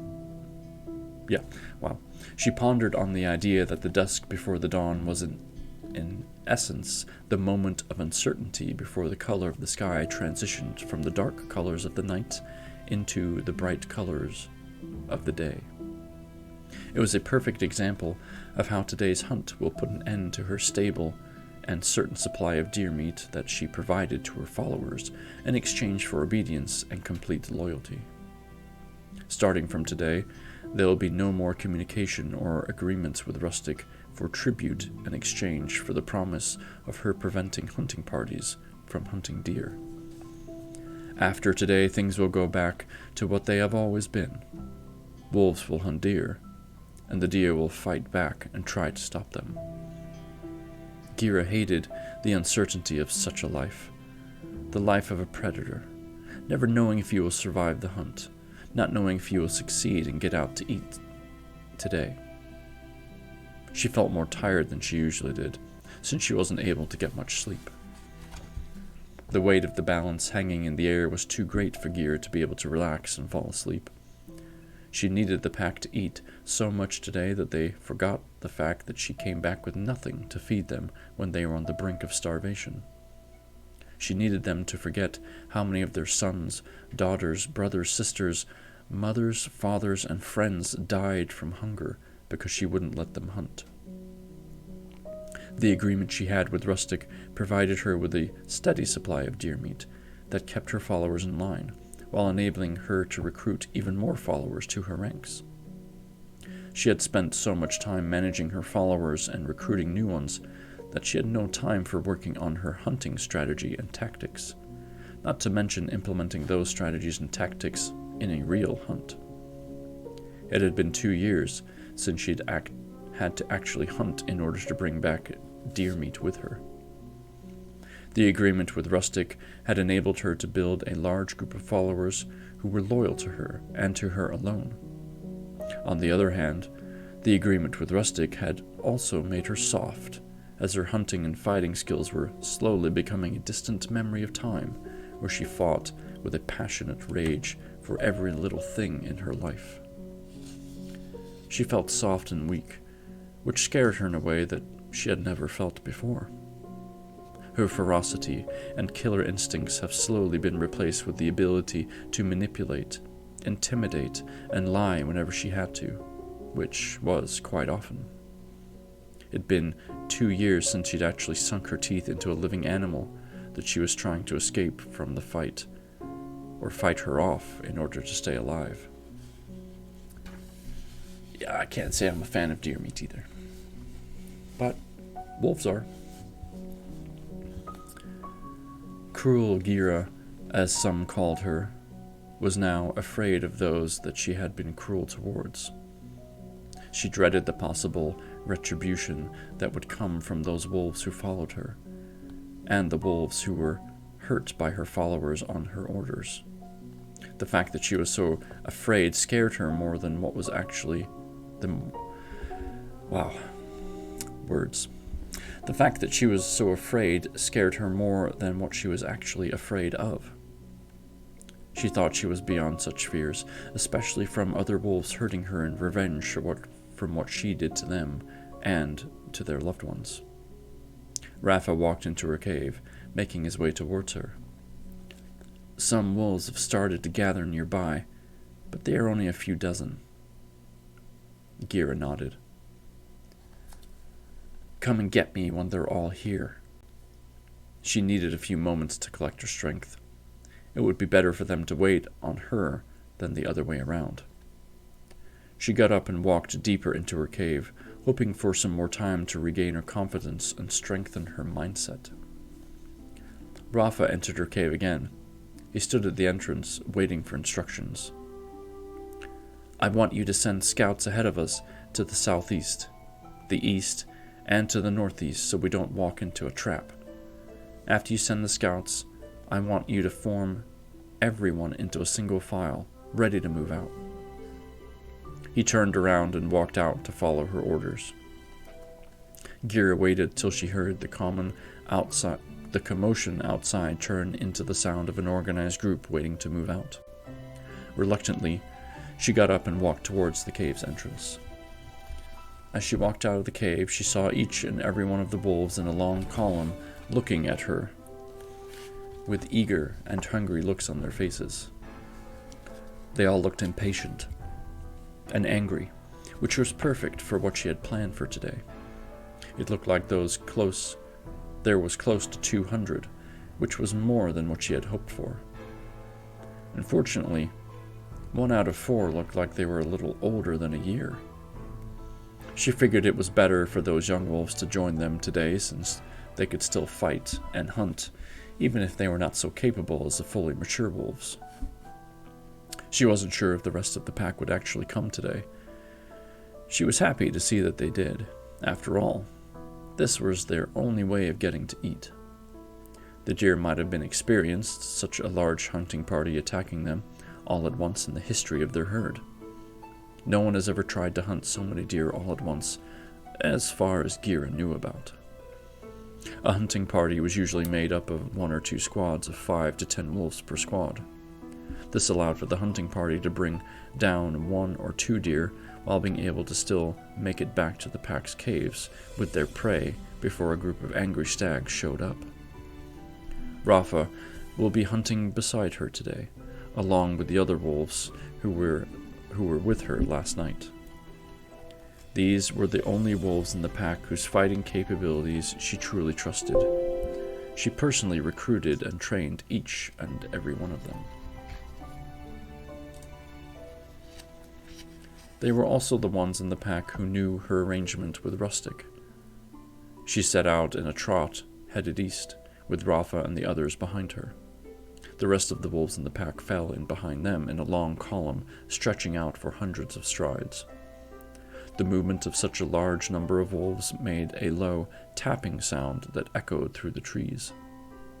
It wasn't a loud noise, but it was definitely noticeable in these quiet parts of the forest. Such a large number of wolves simply couldn't make their way through the forest without disturbing their surroundings. Gira smiled as she thought of the effect that they would have on their surroundings once they reached the deer's grazing lands. After 1,000 strides, a scout came back to report that the way was clear. Every few hundred strides, another scout would return, reporting that the way was still clear. Gira wasn't sure if this was a good sign or not. She was expecting Rustic to place scouts to warn the herd that they were coming. Maybe he was smart enough to know that they were coming anyways, and had already prepared for it. Once they reached a distance of 3,000 strides from the deer's lands, she stopped. Have the pack spread out in a wow, I'm nailing it tonight. I really am. Just nailing it. Have the pack spread out in a wide line with me in the center, and make sure they do it very quietly. From this point on, I will gradually increase the pace every few hundred strides until the last stretch we will be at a full run. Go, Rafa, pass the order. Do it quietly. Rafa passed on her orders to 10 wolves that started passing on her orders along the column. Her plan of attack was to sweep into the deer's grazing lands, wreaking havoc and destruction among them, causing most of the herd to run away, so that the wolf hunting party could eat their kill while the rest of the herd ran for their lives. Thank you, Aranel. I appreciate it. It's been a long week, let me tell you. Gear was pleased to see the excitement in every face, bodies tense, their internal hunter instincts ready to be unleashed in a deadly onslaught. She nodded to each and every one of the wolves around her, who all nodded back. She moved forward at a trot. She reminded herself that behind every group of trees there could be an ambush of stag warriors waiting to attack them that her scouts didn't notice. This was very close to the deer's grazing lands. She reminded herself that they might have prepared an area that could launch an ambush from that was well disguised with branches and leaves that her scouts would miss. After 500 strides, she increased her speed to a slow run. After another 1,000 strides, she increased her pace to a faster run, almost running at full speed. She noticed that some of the wolves in the hunting party were not holding the line as well as they did before. She decided to keep the pace as it was, hoping that if they all arrived at the deer's lands together, it would cause more damage to the defenders than if some arrived earlier without the rest of them there to support the attack. The hunting party's bloodlust could be felt along the line. Many of the wolves in the hunting party started to howl as they came within a few hundred strides from the deer's grazing lands. As Gira ran into the deer's grazing land, she suddenly realized that something was wrong. The deer's grazing lands were completely empty. The deer were all gone. Stop! Stop! Everyone stop! Gira yelled as she slowed down to a complete stop, the wolves around her doing the same. All along the line, wolves slowed down, looking left and right in confusion, trying to understand where all the deer had disappeared to. Howls, snarls, and growls of frustration were heard from many wolves in the hunting party as they all realized that the deer were nowhere in sight, which meant that neither was their next feeding. Rafa, send out squads of 10 scouts headed north, east, and south. I want them to look for tracks. There's no way that so many deer could leave their grazing lands without leaving hundreds of hoof tracks leading to wherever it is that they went. Rafa ordered scouts to set out immediately. They took off running in all directions. Gear waited impatiently for the scouts to return. Shortly after, scouts came back from the south. There's at least a few hundred hoofs track headed south, out of the forest. Gira growled loudly and cursed to herself. She looked for something to stand on so she could speak to the whole hunting party at once. She saw a tree that fell over from the heavy snows. She made her way towards it, climbing onto it as members of the hunting party gathered around her. As she jumped onto the tree, she saw the other scouting parties return. She waited for all eyes to be turned on her before she addressed the crowd. The entire deer herd has run away. They know they can't defend themselves against all of us at the same time. They have all fled south, out of the forest, into the open plains. But we will show them what wolves do not give up easily when they are faced with a challenge. We will chase them, and we will hunt them down, one by one. Do not let them escape your jaws, because every deer that gets away from us now is less meat for us all to eat. When we make our way out of the forest, they will see us. Their scouts might have already run south to send word to the herd that we are here. As we stand here, they are making their way south as fast as they can, trying to put as much distance between us and them as they possibly can. Once we become visible to them, We need to close the gap as fast as we can. That means when we make our way out of these woods, we need to keep running for thousands of strides. We need to catch up with them as quickly as we can. I want you all to form up into 2 rows, one behind the other, keeping up with my pace." She looked to see if their expressions were more eager to hunt or more angry about the fact that the hunt had only just begun. It looked like there was a mixture of both, which seemed pretty reasonable to her. She jumped off the tree, making her way towards the edge of the forest at a trot. When she reached the last few dozens of strides, where she was still in the forest, she stopped to wait for the hunting party to form into 2 rows. She looked at the open plains of rolling grass that were ahead of them, across the horizon, towards the forested hills to the south.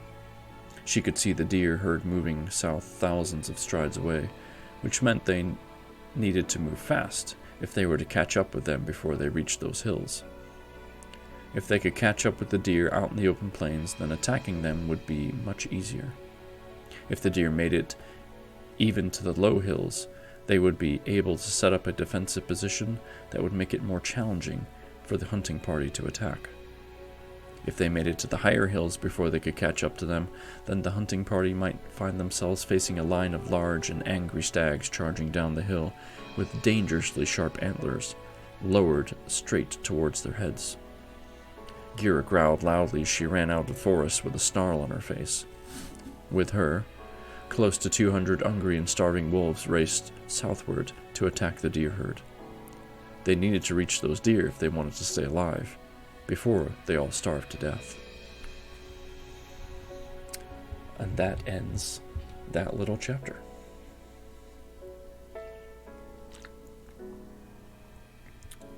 So we are at page 315, and Hicks says, "Good night, thanks for the read, always nice.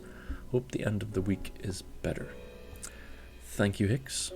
Have a wonderful evening. Thank you for stopping by. I appreciate you very much. Very much indeed. So, if I understand this correctly,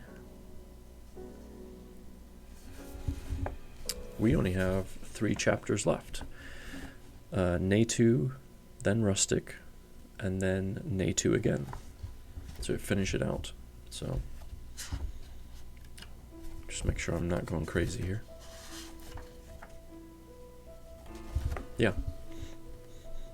So not too much further to go. We are on page 315. Again, for those of you that are here, or maybe later on you're listening to this as a VOD on my channel or on YouTube, I appreciate it. I appreciate you. And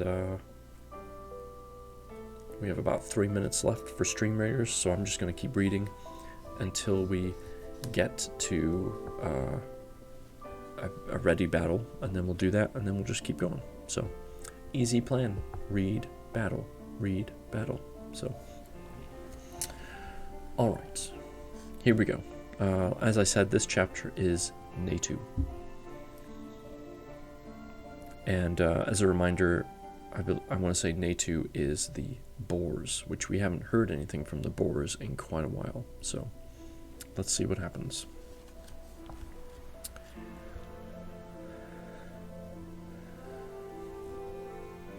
Natu watched the young boars perform the maneuver for the second time today. Their training began with dawn, which allowed for a full day of training. He wouldn't allow them to consider themselves ready for battle, considering how much room for improvement there was in their first performance. No matter how many times he tried to remind them of what they were actually training for, he felt that they just didn't understand how crucial it was to perform these maneuvers to absolute perfection. They needed to understand that poor performance now meant even worse performance in battle, which meant dead piglets and sows that relied on the boar warriors for protection from the wolves and the lions that tried to hunt them. He was desperately trying to make them understand that this was the difference between life and death for those who needed their protection. Simple as that. Natu had the boars that were in training perform every exercise with members of their own families playing the role of those that the young boars needed to defend in the exercise. They were performing the maneuver against the other young boars, who acted out the part of the predators in the exercise. Their own families, acting the role of prey, barely helped their performance, which made it worthwhile for Natu to continue to try it. 10 young boars who took the role of a wolf hunting party came out of the trees from the west. They walked into the clearing in the forest where the company of defenders was positioned, with the sows and the piglets that stood within the circle of defenders. The distance between them was roughly 50 strides. The entire clearing was roughly 80 strides wide and almost as long. As the boars that acted as the wolf hunting party moved towards the defensive circle, the defenders stepped closer to each other, making the circle tighter and stronger. Excuse me. Once the boars who played the role of the wolves came within 30 strides from the outer circle of defenders, a squad of 10 boars separated from the outer circle on the opposite side of where the make-believe wolves were coming from. The boar squad broke apart from the circle, running around the circle to engage the make-believe wolves.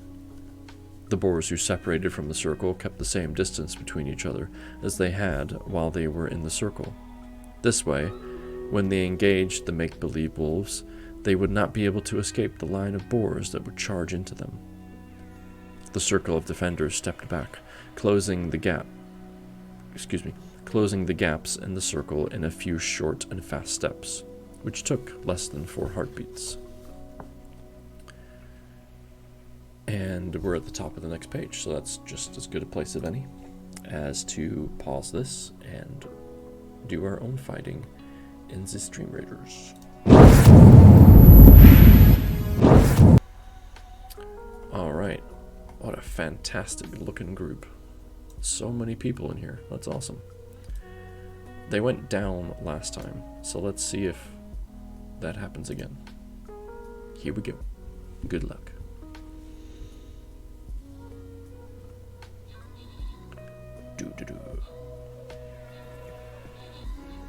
Pretty close.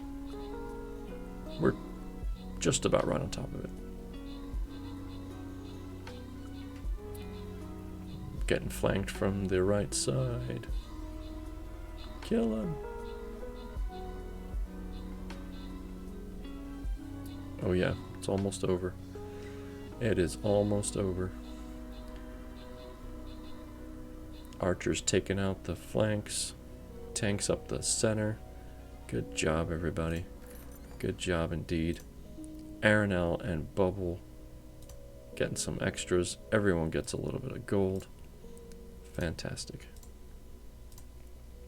I'm going to start one more battle, and then we'll probably finish it off stream. But I will keep an eye on it, I promise. I will not let it go on forever. That much I can assure you. Okay, we're going to go down here, because I don't want us to get flanked if we can avoid it. So, let's get some tanks in here. Let's get some melee. Of course, archers are always going to be helpful. And then, if we can get a few healers. And then, of course, if you have any extra units, by all means, place those as you see fit. There we go. Alright. Continuing on with our read. Natu was satisfied that it was faster than the first maneuver, but he still wanted them to be able to do it in 3. The 10 boars who acted as wolves all turned around, running into the trees from the direction they came from once the squad of boars defenders made their way towards them.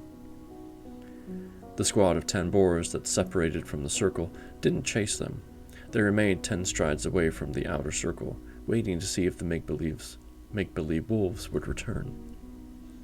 The company commander, who was positioned within the circle of sows and piglets, was watching the perimeter of the clearing for the make-believe wolves in order to be able to assess the situation, to give orders for the next steps that the company should take in defending the sows and piglets. 50 heartbeats later, 4 make-believe wolves came out of the trees from the east, charging at the circle of defenders. The squad of boars that were separated from the circle turned towards them, running at them while maintaining a distance of 10 strides from the outer circle of defenders. The make-believe wolves turned around and ran towards the squad that was charging them, just as the other 6 make-believe wolves ran out of the trees from behind the squad that separated from the circle, headed straight towards them. The boars in the defensive circle yelled out warnings to the squad of defenders that were being attacked from both sides. Within a few heartbeats, the squad of boars and the make-believe wolves were tackling each other and pushing each other while keeping their tusks clear from each other so as not to inflict real injuries on each other. The company commander ordered 5 boars from the east section of the circle and 5 boars from the south section of the circle to separate from the circle. They charged into the melee from both sides to aid the squad of defenders that was now standing back to back, while the make-believe wolves were attacking them both sides. As the reinforcements separated from the defensive circle, the remaining defenders stepped in closer, closing the gaps in their lines. Natu winced as he counted 3 heartbeats when they should have done it in 2. Within 6 heartbeats, the make-believe wolves were being attacked from both sides by the reinforcements. Once the make-believe wolves had to turn around to face the boar defenders attacking them from behind, the first squad of defenders that were standing back to back pushed forward. The make-believe wolves all ran towards the trees, while the boar defenders stayed where they were. The company commander waited for 10 heartbeats before he ordered them all to join the circle of defenders, which ended the exercise. This exercise was done well. Natu nodded with the satisfaction to their company commander. Do it again. This was still far from how well you all could have done it, Natu said out loud, which made them all lower their heads in frustration. He wanted them to perform it without flaw a couple of times before moving to more complicated scenarios, which included more advanced maneuvers. A boar running into the clearing from the north interrupted the training session. You are needed, Natu, now. What is it? He asked urgently. The messenger replied quickly, barely catching his breath. Deer, hundreds of them, probably the whole herd. They are making their way south, headed towards these hills. Natu turned to the company commanders. Have every company that is training get back to the central plateau. I want everyone in the clan in defensive battle positions. Make haste. The company commander nodded as Natu ran with the messenger towards the outlook positions on the northern section of the hills. They stopped when they reached the highest lookout point, with a view to the north. There were lower hills that rolled down into the plains from this viewpoint, which would allow them to see the farthest without being seen from down below. Binan and the company commanders were already there, along with the 2 sentries that were positioned here to keep a watchful eye to the north and to the west. Hundreds of deer were making their way south in a hurry. Natu knew there could only be one reason why they were fleeing the forest in such a rush. The deer were only 200 or 300 strides south of the tree line. They still had about 7,000 strides to go till they reached the lower hills that led up into the higher hills where the Boar clan was hiding. Gather the army immediately. I want them in position behind the trees in the clearing to the north of the central plateau. Make sure they don't expose their position to anyone looking from the north. The messenger who arrived with Natu turned around, running to follow his orders. They all looked at him with questioning eyes, but they held their tongues. Excuse me. The army had 5 companies in it. All 5 company commanders were currently present. 2 additional companies made up of younger boars who were not yet fully grown were with the sows and the piglets. They would act as the last line of defense if necessary. Natu has been trying to train them as well as he can since the wolf attack, but they were still lacking in discipline, size, and strength. They would only see battle if the army failed or if they're hunting parties that slipped through the army's defensive formation. Natu looked north at the deer who were fleeing from the predators that were hunting them, abandoning their homeland for the sake of saving their lives. 4 years ago, the boars did the same, hoping to be sheltered by other animals. Natu thought back to the day when he begged Rustic to let them take refuge with the deer. Natu remembered with pain how Rustic refused his request no matter how much he begged. Rustic claimed that the boars would only bring more predators to the forest, when the deer herd could barely defend themselves against the wolves as it is.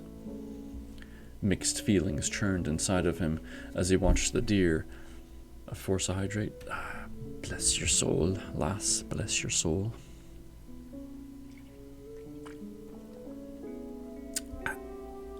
And well done on wasting your points. Good job. Where was I? As time passed, the deer herd slowly made their way south toward the hills. Strong feelings of anger, hate, and intense fury were burning up inside of him. Something moved across the edge of the tree line. A large group of wolves surged forward out of the forest heading south. The deer were only 1,000 strides from the first low and flat hill that led into the forested hills, but they would never make it to the higher hills before the wolves would catch up to them. Wolves ran incredibly fast, keeping a fast pace for thousands of strides. Deer were fast runners too, their stamina allowing them to run for long distances. The only problem was that they had many young and old deer with them, whose pace was too slow to escape the wolves who were slowly catching up to them. The wolves who could cover 1,000 strides while the deer herd covered 100. The deer herd finally saw the approaching wolves.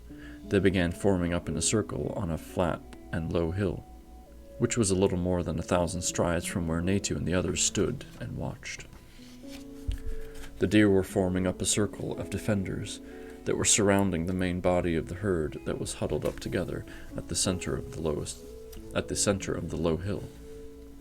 Natu was satisfied to see at least the deer leaders were smart enough to set up their defenses in a full circle. Wolves could outflank you faster than you may think possible. It was best not to leave any direction where they could potentially attack from what was left unprotected, no matter which direction they were coming from. Natu watched as the wolves were getting closer with every heartbeat. Memories started flooding Natu's mind, along with the pain and sorrow that he felt in the days when the Boar clan stood unprotected and vulnerable. The deer in the inner circle were all huddled up together, while the outer circles were getting ready to fight for their lives and for the lives of their loved ones. As the wolves were getting closer, with a distance of only 4,000 strides separating between them. Natu turned to his left, looking at the army's 5 companies standing in formation on the plateau below. A large part of Natu wanted to just abandon the deer herd to the massacre that would soon follow. They deserved it for condemning the Boar clan to the same fate that they were denied the Boar clan's desperate plea for help and for protection. A quiet, low and distant voice inside his head was telling him that if he would not come to their aid as the wolves set themselves upon them, then how different would he be from those he hated and blamed for being cruel to his kind? He would just be like them. The only ones who would win would be the wolves, and they were the real enemy in this conflict. If Natu abandoned the old and the young deer to their deaths, he would end up just like those who he hated and blamed for not having the mercy to protect the weak. Natu had to remind himself that this young, soft, and naive generation of boars had never faced a battle or fighting of any kind against any kind of predator. Taking them to a battle where they would face hungry and vicious wolves could be leading these boars into a massacre. A furious battle raged inside of Netu's heart, mind, and spirit as the wolves ran towards the deer. Netu found himself running down the hill towards the companies that were standing in a battle formation before he had time to realize what it was he was actually doing. When he reached the companies on the lower plateau, he saw the company commander standing at the front of their companies waiting for orders. Netu slowed when he reached them, trying to steady his breathing. Bulak, Mukana, and Gatan, I want your companies to form up one behind the other. I want you to follow me as we aid the deer from the southwest, taking out the wolves we encounter along the way. Banan, I want you to take the other 2 companies with you. Approach from the southeast, engage the first line of wolves you see, and keep pushing forward. We will meet in the middle. Banan nodded as Netu turned and ran north with the army behind him, hoping he wasn't too late. Oh boy. Will he be too late? I don't know. We're gonna find out though.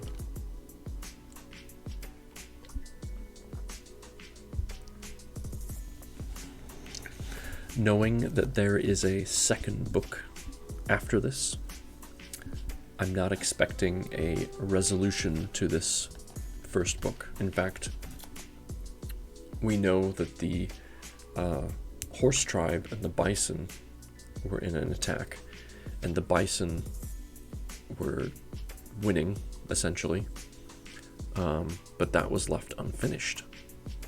So I'm curious to see if the wolf, deer, boar situation will also go unfinished. I don't know. Let's find out. Our next chapter, second to last chapter, is titled Rustic. So we're back with the deer.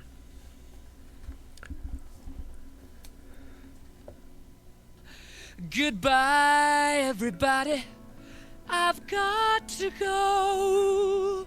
Gotta leave you all behind and face the truth. Are you heading out, Bubble? If you are, I understand. You probably got a fun day full of wonderful things ahead of you. Like laundry, dishes, and... Oh, you just wanted to hear it. Okay.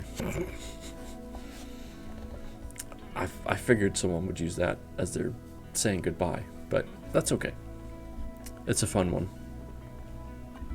You've got Stream Raiders to do. That's right, we have 15 minutes. Alright, stay focused, Atkinson.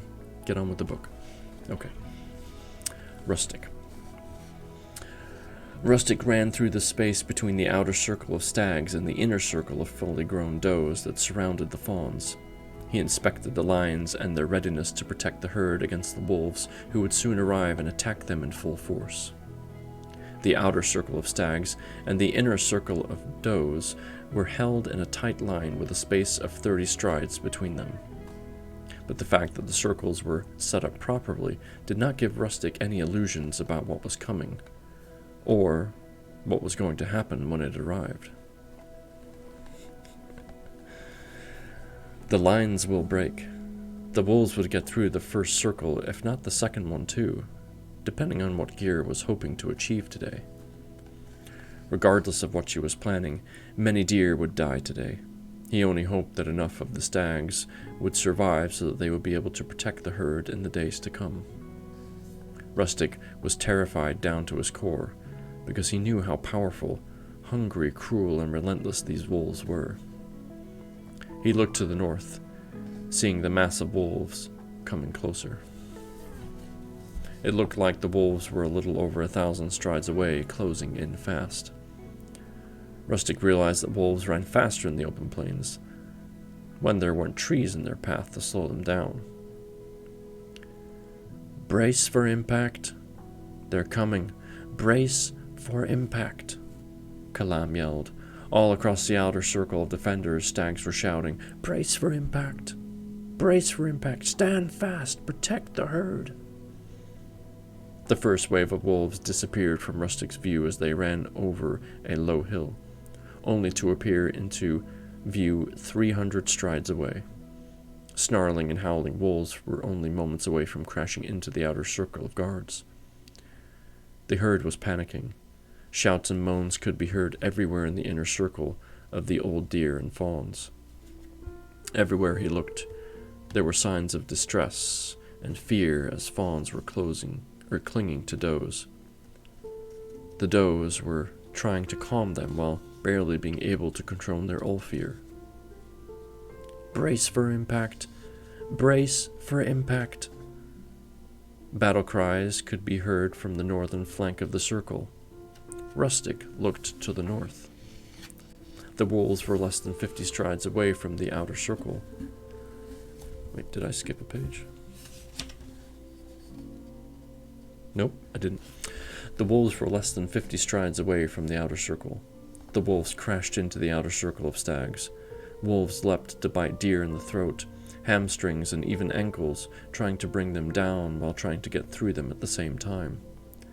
The stags fought furiously, flailing their antlers left and right, impaling wolves, kicking them, even biting them if they could. Some wolves were slipping through the legs of the stags in the outer circle, while others were running through the holes that were appearing in the line of defenders as they fought and died. In some parts of the northern section of the outer circle, stags were lying dead on the ground as more wolves that had just arrived simply ran through the holes in the circle, headed towards the inner circle. The northern section of the outer circle of defenders was completely broken.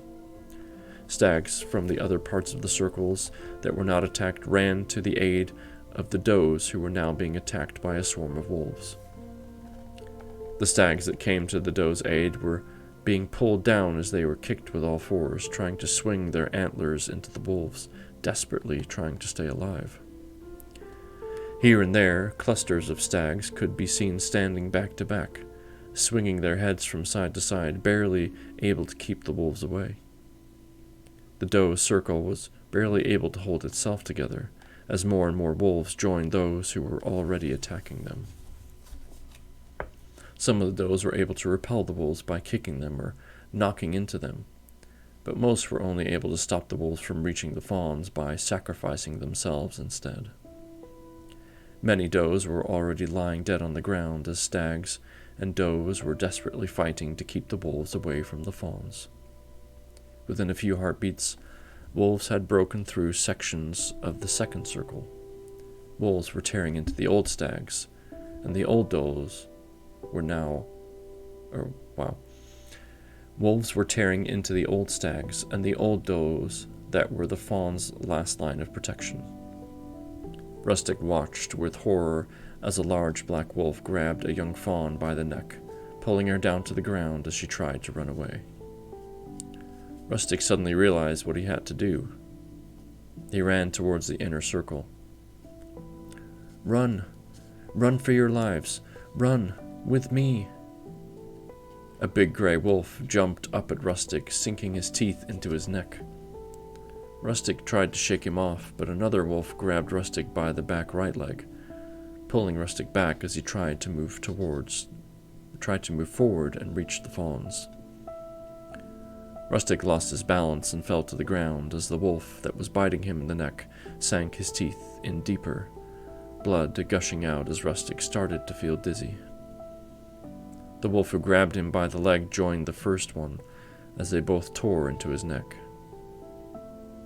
Rustic stared at the blue sky, sounds of screaming and fighting filling the air as he felt himself slowly drift away. And that is the unfortunate ending of that chapter. We only have one chapter left.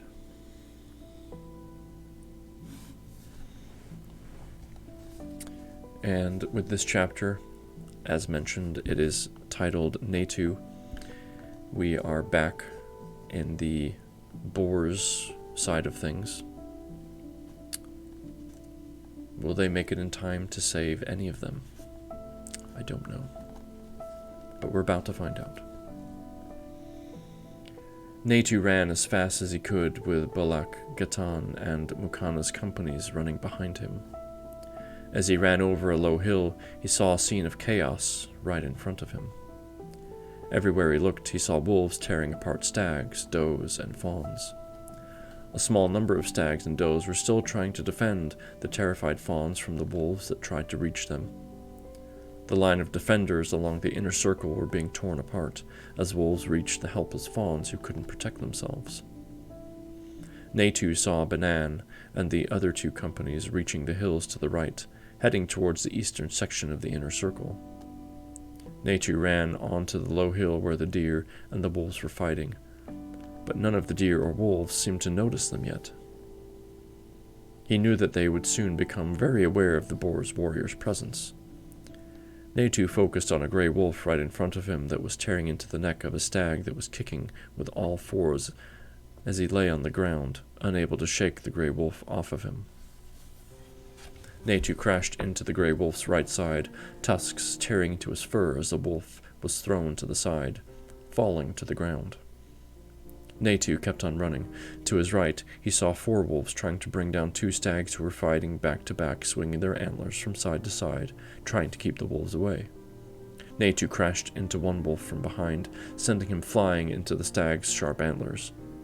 Natu turned left, tackling another wolf from down on the ground, sinking his tusks into his side.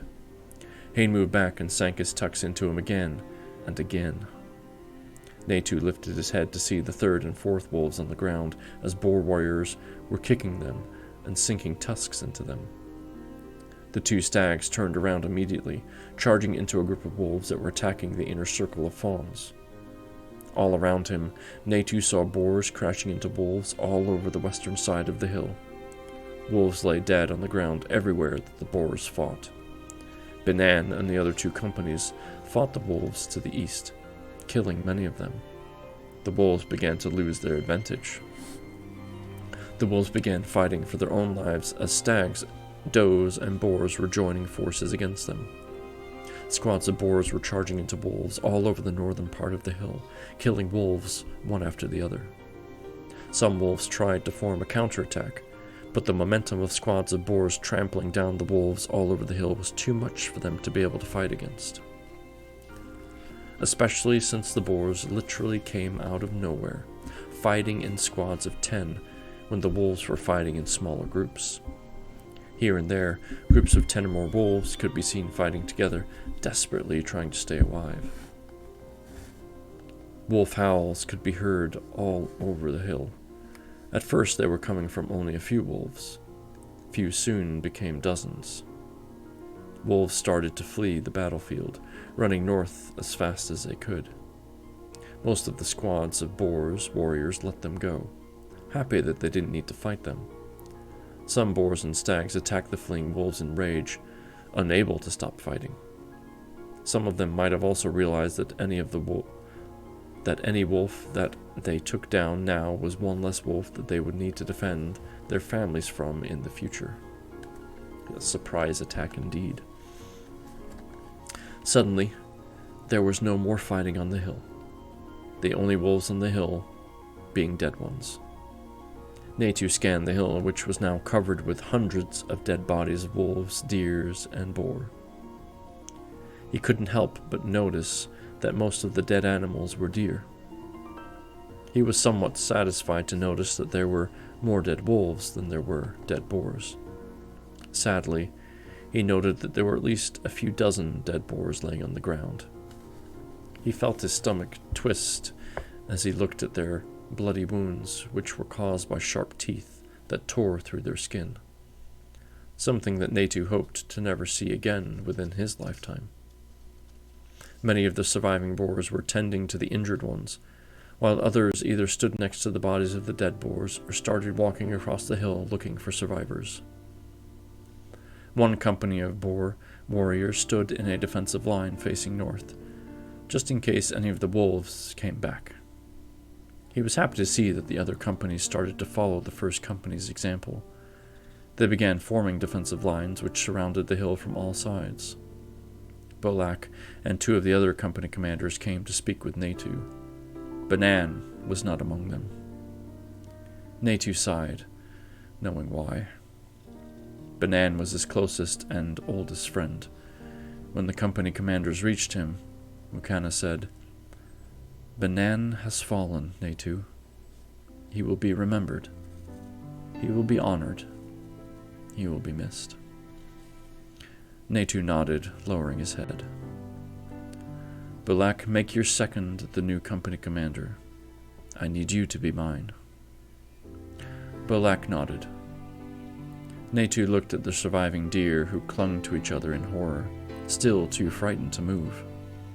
The surviving stags who fought against the wolves joined the inner circle of does and fawns trying to calm the fawns. The fawns just kept staring at the dead bodies that were scattered across the hill all around them.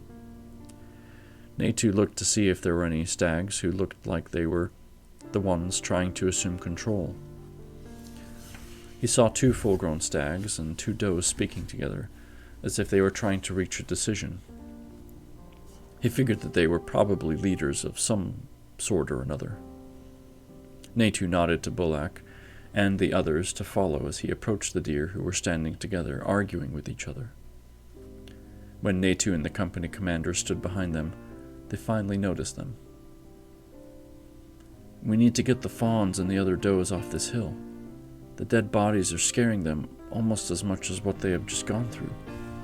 Have the herd head south up those hills. I will have my warriors to protect you along the way." They nodded as Bolak began giving orders to the company commanders to escort the deer up the hills while maintaining a defensive perimeter around them. Natu was satisfied to hear Bolak order one company to act as a reserve force that will march 200 strides behind the main force. As the deer herd and the boar companies began heading south up into the hills, Natu was left alone on the hill with a squad of guards as he studied the aftermath of the battle. Hundreds of bodies lay everywhere. He looked at the dead boars who lay dead on the ground, wondering if he did the right thing. He couldn't help but think about how many of them would still be alive if he had started training them for battle earlier than he did. Why did he wait for an attack on the clan to start? He let out a long and heavy sigh when he realized how naive he was in not training them for battle before it was absolutely necessary. The surviving wolves would come back here to eat the dead by nightfall, or whenever they see the hill was empty. A part of him wanted to defend the hill full of bodies. There were 2 reasons he could think that would make sense. The first reason was the most important one, to show respect for the dead boars and deer who fought bravely to protect the weak and the innocent. The second reason was to prevent the wolves from the victory of having killed the other animals in order to eat them. As he considered the option of defending the hill from the returning wolves, he realized that the number of forces that were required for defending this hill would leave the deer herd and the boar clan too vulnerable. He acknowledged the fact that there was nothing he could do about it. The wolves will eat the dead boars and the deer. Slowly, he scanned the hundreds of bodies of the dead stags, does, and fawns that lay on the ground, scattered across the hill.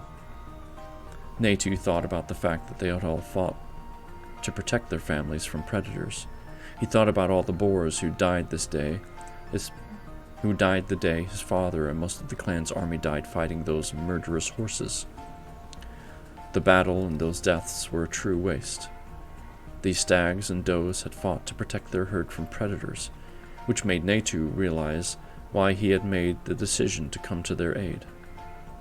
The boar clan and the deer herd were all living under the same threat, which was presented by predators who constantly hunted them. That was why his father believed that the deer, the horses, or the bison would protect them and give them shelter. The wolves and the lions did not differentiate between the animals they hunted. To them, prey was prey, meat was meat, regardless of whether it was a deer, a boar, a bison, or even a horse. As the deer slowly started moving up into the hills, he realized that they did not know these plains or hills. They only knew how to live in the forest, whereas the open plains and these hills were completely unknown to them. As Natu looked at what was left of the deer herd, he realized how few of them were fully grown stags and does who would be able to protect the fawns. The young deer would need protection from predators. Natu grunted as he thought about the cost in boar lives that protecting the deer would require. The Boar clan would defend them, no matter the cost. And that, my friends, is the end of the book. We did it. Beasts of the Plains, Book 1. So there you go. Some sort of... Did that passage read? They literally came out of nowhere. Which passage? We've read a lot.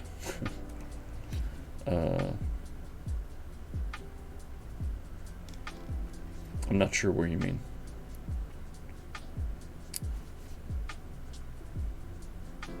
Right before the surprise attack.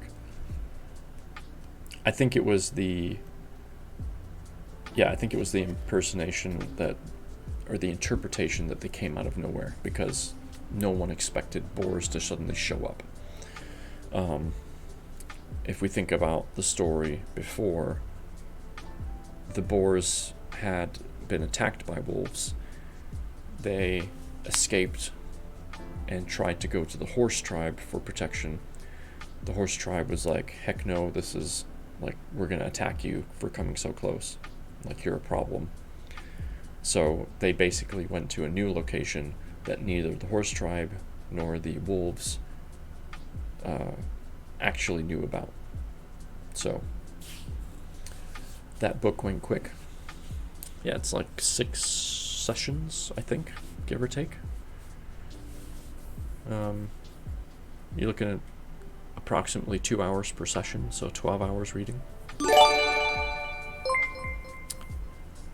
Hicks, I thought you were gone. Paying forward the gift they got from Aranel to iBlueWave. Well, thank you, Hicks. I appreciate that. Thank you so much. Alright. Let's do our final Stream Raiders battle. Final for tonight, anyway.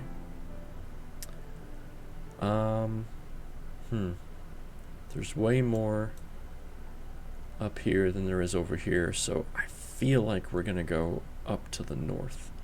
I can't be sure, but I kind of feel like that's what's gonna, or no, I meant we're gonna go over here, okay? I think we are. Let's find out. I have no idea. I'm just trying to make an educated guess. And look at that. I was completely wrong. Except for this one little guy right here. Aranel, your barbarian, sacrificing itself. Silly. Go get him, butthead. Oh boy. I tell you. Sometimes you think you know what's going to go on because it seems strategically obvious. And then the opposite happens. But hey, we're all good. We won the battle for the Bugoids faction. Good job. iBlueWave, getting the healer scrolls. Good job, everybody. Well done. We will continue this lovely battle when we come back to it next time. I still can't predict these units. Yeah, it's ridiculous. It is ridiculous. Anyway, as I said before, if you are subbed and you would like to join me in Discord on Saturday night, 7 o'clock Central Standard Time, we will be reading through the book Ready Player One. I've read it before. It's a book I own. I thoroughly enjoyed it. I thought it was a great read. And I've watched the movie too. In comparison, I kind of thought the movie sucked. But, that's the difference between a good book versus a movie. I have not read Ready Player 2, so if we find that we like Ready Player 1 enough as a group, I might go get Ready Player 2, because I have not read that. You've read it 6 times. Okay. You probably know it really well then. That's hilarious. I should have you read it, Stump Papa. You should read it instead. And I don't have the book in front of me, but for our book club, which the date for November's discussion will be revealed once we figure it out, we will be reading A Man Called Ove, which is actually spelt Ove, O-V-E, but it's pronounced Ove. So, A Man Called Ove. I've only read the first couple of chapters starting last night. It looks absolutely freaking hilarious. But it has a good family vibe to it as well, eventually, so I'm told. So, yeah. Hey, Stuntman was cheating in the crab game. She was bullying me. Oh, Bubble, quit your crying, okay? I'm just kidding. You can cry if you want to. Alright. I'm gonna find for us someone to raid. I got a couple of options. Man.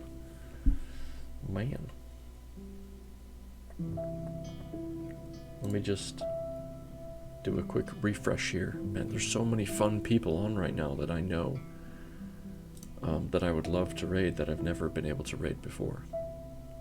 We've got the Savage Zebra, who's our new friend that joined us earlier. Gentle Fox is reading Picture of Dorian Gray. Rest Assured is playing Sea of Thieves. Man, so many people. I don't see any USG folks on from the Reading United Storytellers group. So, I think I'll do what I said I was going to do before. Let's go visit our new friend, the Savage Zebra. She's fun. She's doing Animal Crossing right now. But she's got good vibes. She's good people. So, let me just type it in. Again, thank you all so much for hanging out with me today, and I just realized I didn't change my ending screen to get it away from Halloween, so I'll fix that later. Thanks, Atkinson. Was an awesome stream. Thank you, Bubble. Thanks for the stories. Absolutely. Don't forget, this coming Sunday, we start a brand new book, The Bubonic Reorder. I know, I'm very unprofessional. I can't help it. I do apologize. I'll try better next time. How's that? Maybe I can get my other sound alerts to actually freaking work. I'm gonna have to ask for help. Okay. Thanks for reading another book in the vault. New book hype. Good night, everyone. Good night to you.